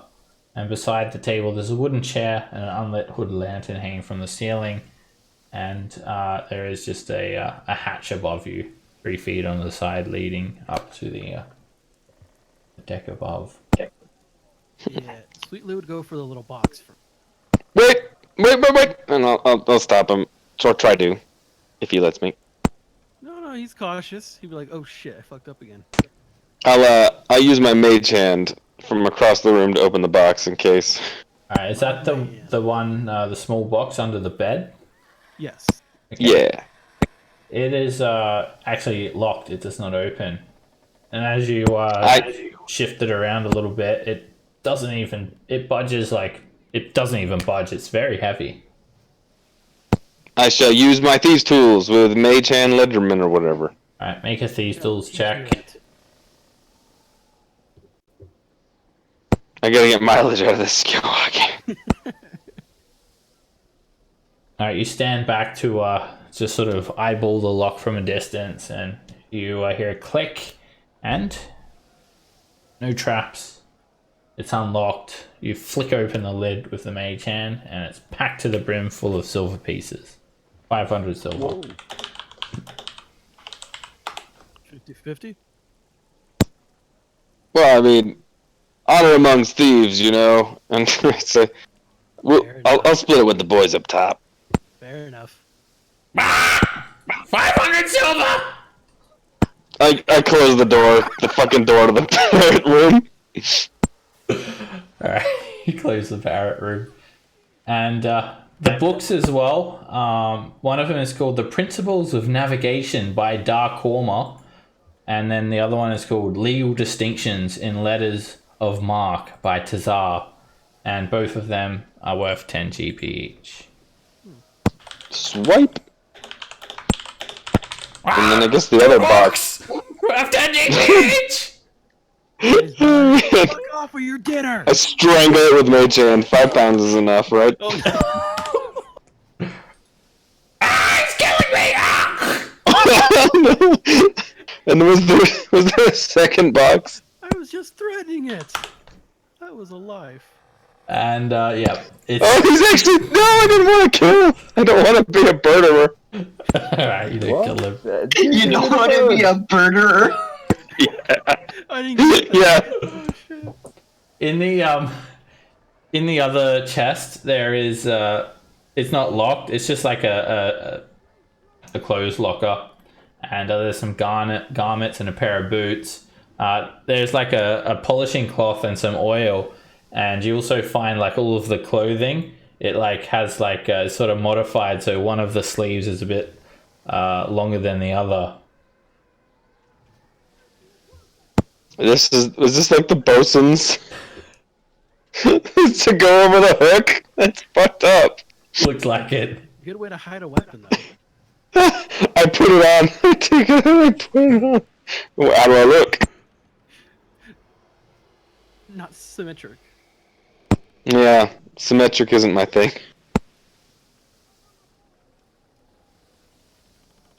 All right. No shit. Are we going to rejoin the rest of the party? Just making sure we check the little chest over here or no? Yeah, that was the sea chest just then with the clothes in it.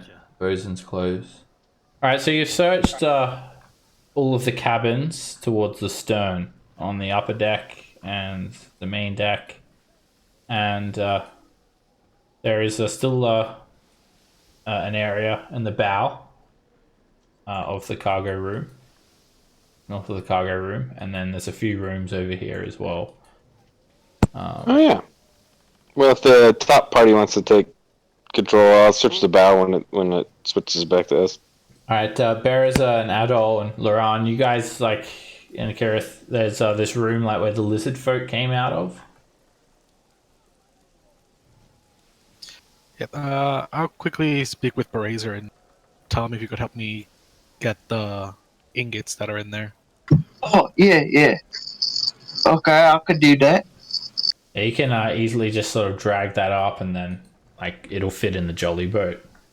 So it's 10 electrum ingots. They're worth 100 GP each. Sorry, Damn. 100 EP each. So that's 50 GP each. 500. Why EP? EP is back in fashion. No. We're party looting. Are we party looting this stuff, Pedro? I'm just curious. Yeah. Because if not, I'll start writing shit down. Okay. Yeah, it's all going in that bag of holding. I'll like carry some of it though, because yeah. Well, of course that big crate of ingots, of course, you'll just be carrying that. Alright, so you see a few hammocks, a very cluttered looking room over here, and there's also seems to be another room beyond it. The bow of the ship. As you step in, there is this distinct odor about the room that reminds you of the time that you're in the marsh or the swamps. A few times you've been in marshy areas. It's not fetid, it's not oppressive, but it's certainly noticeable. In the center of the area, there is a wood table bolted to the deck. On the table, there is a silver jug half full of a red liquid. There are 3 pewter mugs around it. And around the table, there are 3 upright wooden chairs. And there's an unlit hooded lantern hanging from the ceiling.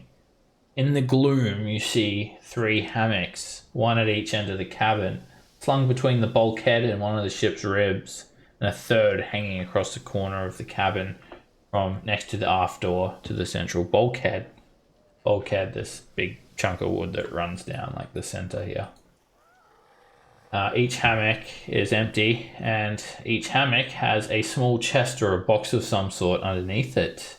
And there appears to be a couple of primitive looking weapons strewn about the room.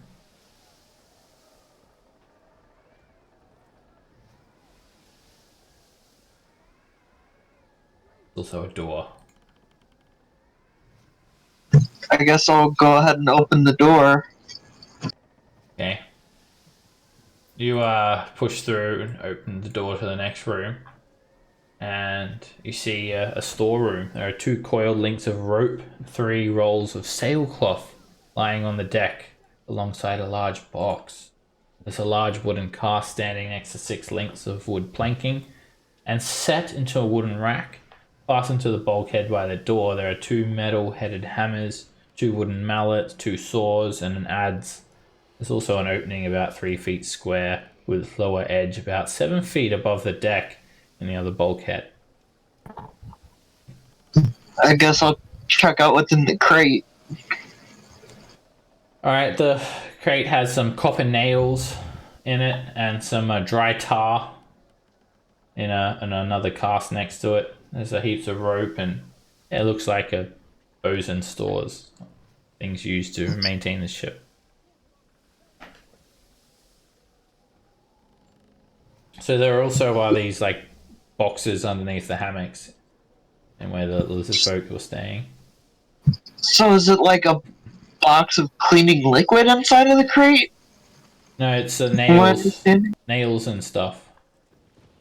Nails, okay. hammers, mallets, saws, and then there's like a cask of dry tar. All things like used to make repairs on the ship. Okay.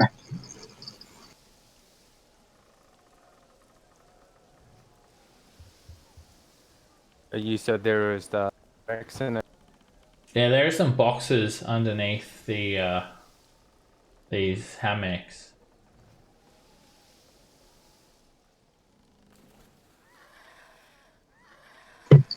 Do you want to check them Alright. out? Yeah. All right, as you is that you, Adol? You gonna check him out? Yep. All right, you just take a look, and you make me a perception check. Okay.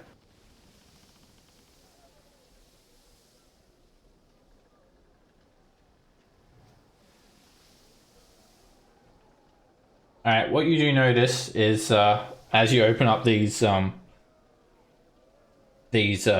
little boxes, there's just some small like primitive looking personal effects, some like weird trinkets, some like pieces of like dried flesh and some cloth on it. Looks like little like lizard folk trinkets that don't have any real value. What you do notice is there is actually a chest. It's sort of hidden in the corner of the room. And that's not all. You also see, folded into the seam of the hammock, a key.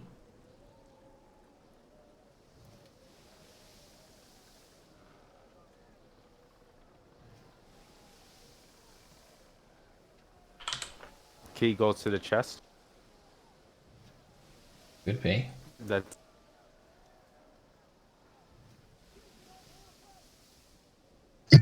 Well, we're waiting.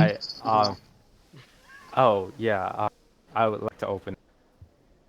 Alright, you take the key, and when you go to put it in the chest, a dragon jumps out, lands on the chest. Ah! The dragon is about 4 inches tall. He's got red scales, sharp, fencing tail, tiny little wings, and he roars. Ah! Now squash the little bugger. No. Let's don't do it.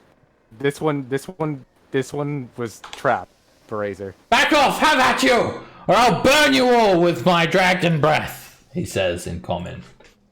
Ooh, so scary. It's fine, little okay. one. We're not here to hurt you. Did the people on this ship trap you? No!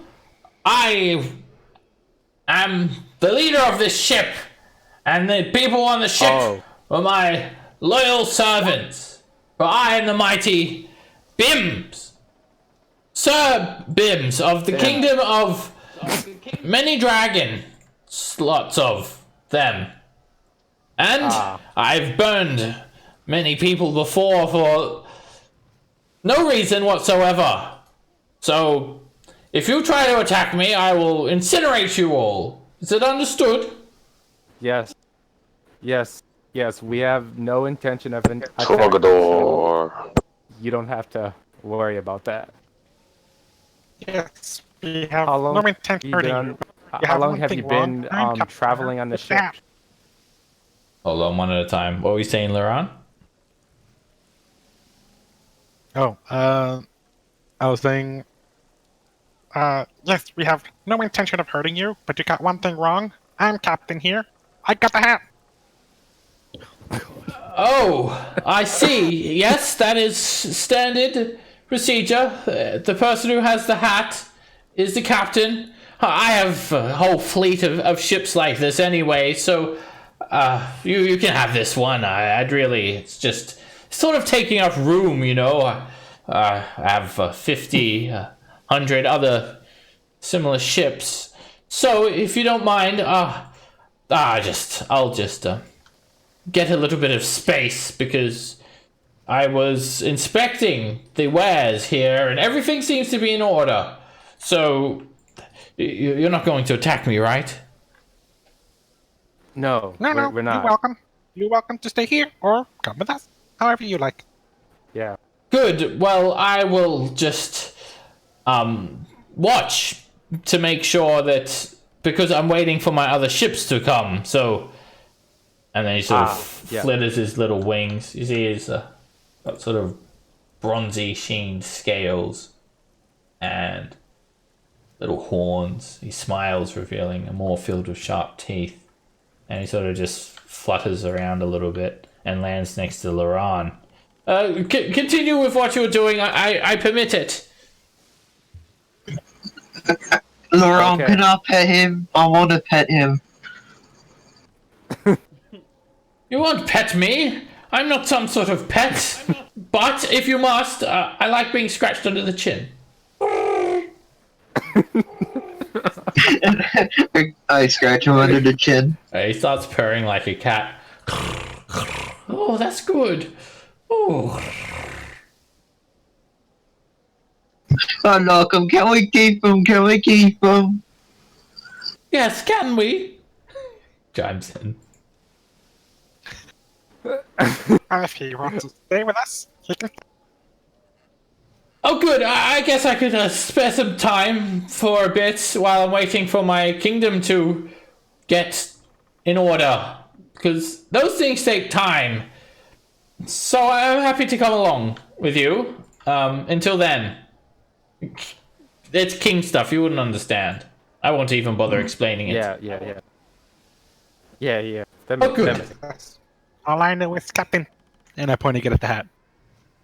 And he like sort of jumps in the fold of the hat. He sort of grabs his tiny little claws and holds on to the rim, sort of peering over like to see what's gonna come out of this chest. Oh, that's adorable. I love it. Yep. And you open it up. You hear like a double click.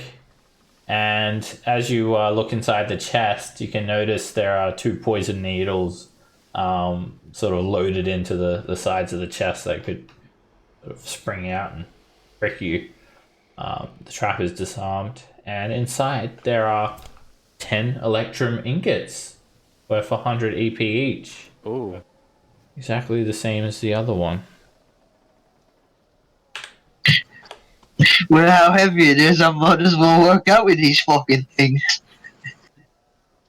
Yep. All right. Grab that one too. Oh, yes, that was a part of my massive hoard that I have. Hoards, plural. But I don't need it. It's just pocket change to me. Really, you can take it. Little shit. Guess I'll carry that. You drag that out onto the deck as well. And apart from either the bilge or one other room below deck, you've searched practically the whole ship at this stage. Okay. Well, that's You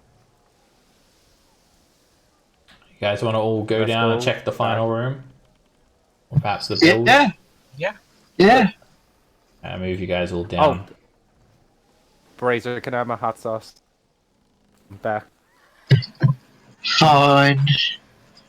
And before I do that, I just do a little, like, just a little bit left.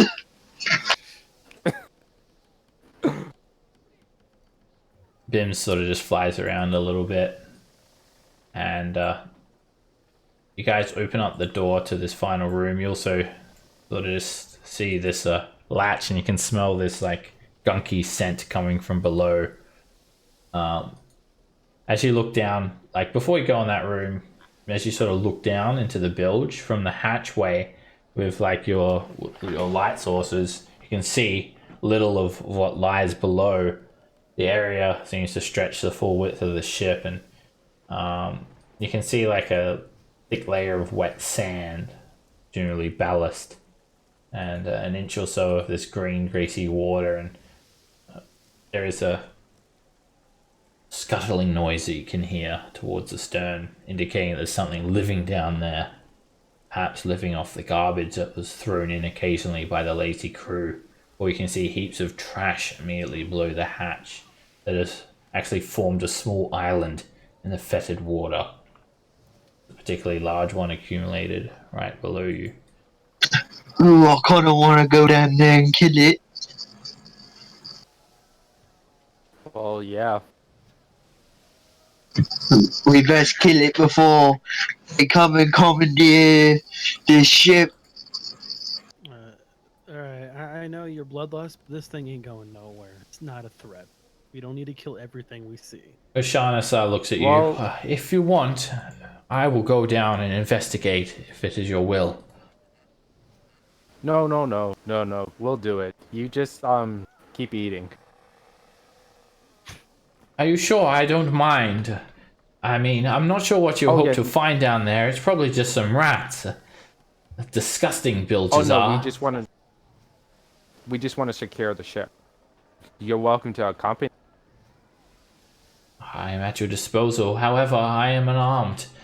My weapons and armor, they seem to have been taken. Did you manage to find them?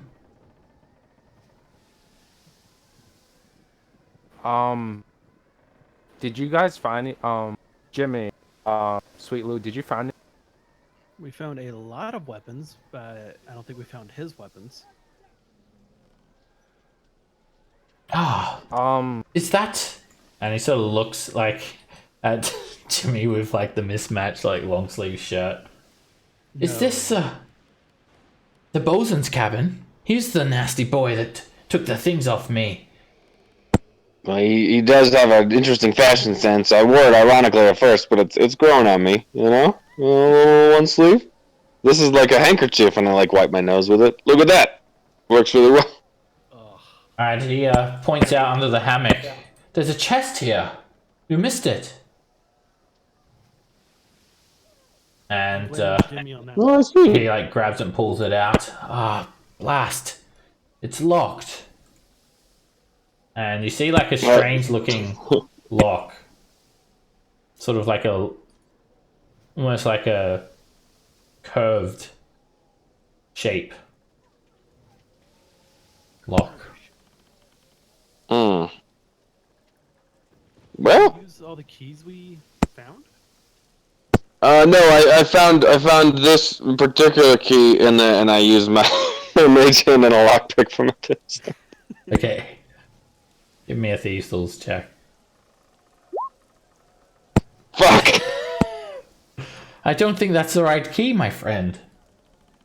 I think you should shut up. And I cry in a corner a little bit, where no one can see me. This is a strange looking lock. It's curved. Hook shaped. Oh God. Wait a second. I go up and I get this gotta stupid find the hook from the bosun. Right, you unscrew his hook and you put it in. It fits perfectly. Clicks open. You know what? I'm keeping this. I'm keeping this hook. All right. To be proficient with it, you just have to sever your own hand. All right. So The hook of Vecna. There's You- one swipe. open up the chest, and it has it's full of coins, loose coins, and there are some items mixed in with the coins. Oshana starts sifting through the coins, and he pulls out a spear and a dagger and the remains of a crossbow. Sort of holds the crossbow, which is in pieces, in his hand. Damn it. This weapon was given to me by my king. Why did he have to do this?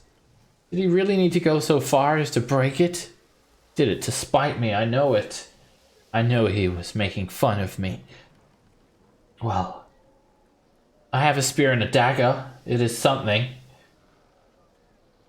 The coins. Are you going to take them? And there's like 200 silver.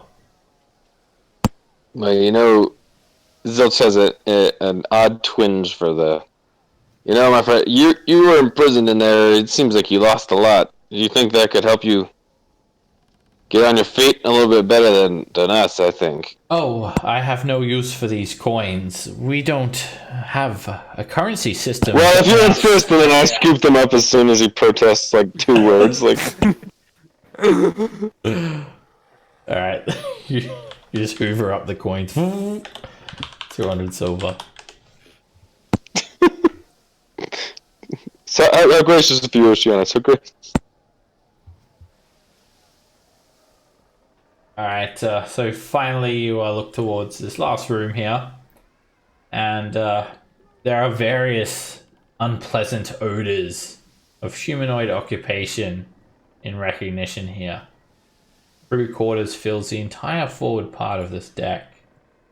You can see a companionway staircase leading up from a point about 6 feet from the bulkhead. Near it, more to the starboard, is a door. That's the one that you've just come through. And around the perimeter of the cabin, slung between hooks on the bulkhead and on supporting poles, there are 8 hammocks. Judging from the way in which they hang, they seem to be unoccupied at present. Beneath each hammock, there is a brass-bound wooden sea chest. Most are closed, but a couple of them have open lids and appear to contain clothes. In the center of the cabin stands a long plain wooden table with a bench along each of its longer sides. They all appear to be bolted to the deck in an attempt to keep everything in place. The table is stained and cluttered and has an untidy pile of dirty tin plates and cups roughly stacked in a large tin bucket below. And over the table, hanging from the ceiling, is an unlit hooded lantern. And against the starboard side, Brazier, you see an area that's been curtained off by cheap, dirty cloth hangings.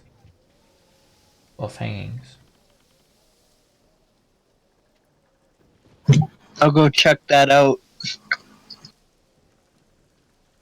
Alright, behind the curtain area, there are 2 large tin buckets standing side by side. Both are empty, but they are stained and dirty and emit a foul smell.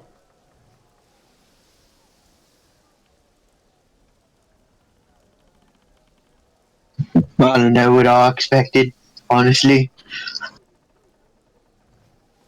Does not look edible.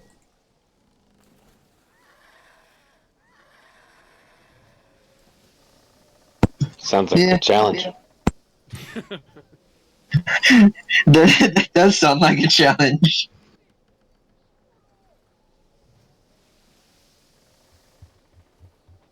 Alright, anything else you want to do?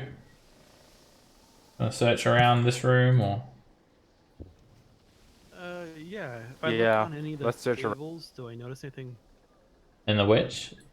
Sorry? Hmm? Look around If I where? look around on this table right here, yeah. Do I notice anything? That's just what was described. Just the plates and cutlery and whatnot. Oh, okay. I thought there was.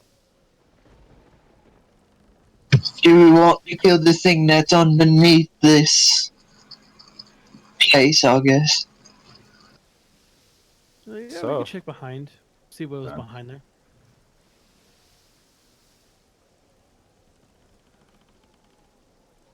Alright, I guess I just move back the curtain and see what's behind there. Oh, that's already been searched. That was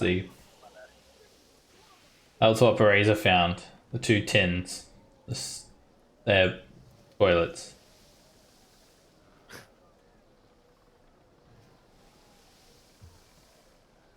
Okay then.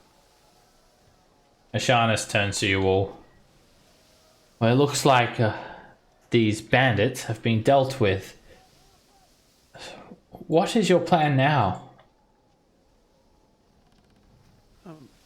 Our plan is to get out of here. We need to wait for a boat to come by and go back to shore. And your purpose of the mission, was it to obviously not rescue me, stop these weapons as well? The weapons is a bonus. That's actually something we should inform our employer.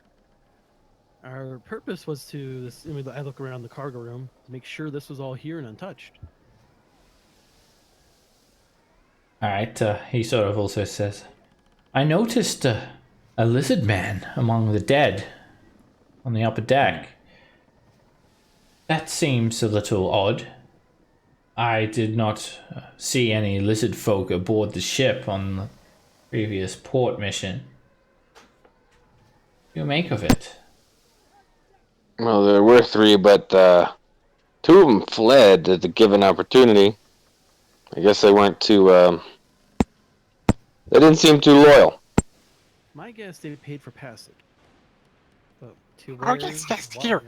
I found this in captain's quarters. And I give them the note. Oh,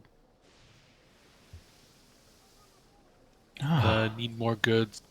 Get us to the boat. Coming more faster. We pay you. You translate it for him. Now, this is concerning.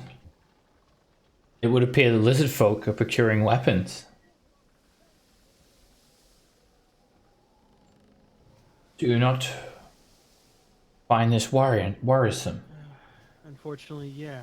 It means they either want war or to simply just ransack the village for the quick hit and run.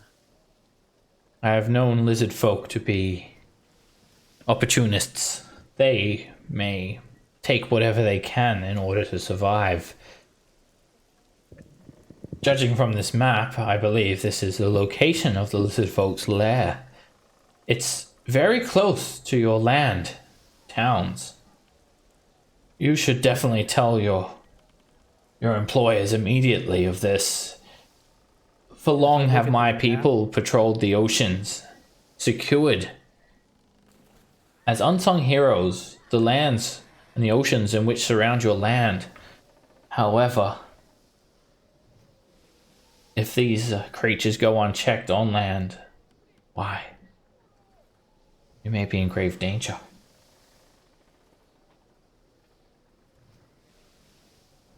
I shall have to tell the city guard of this. We will make it our primary concern.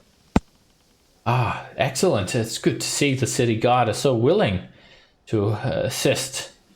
I've heard there is a conflict between the people of the kingdom and the ones who are of the fishing vessels. Oh, you know what they say? Fuck the Guyards coming straight from the underground. Blah blah blah. You know, but it's all talk. Well, if you wish, I will go with you. I will escort you, and perhaps I could gather some information and help you. I need to also report to my king what I have discovered here. Shall we? Yep, that's time to depart, I guess. Yep, back to the city, folks. What about the creature below? Do we want to deal with that?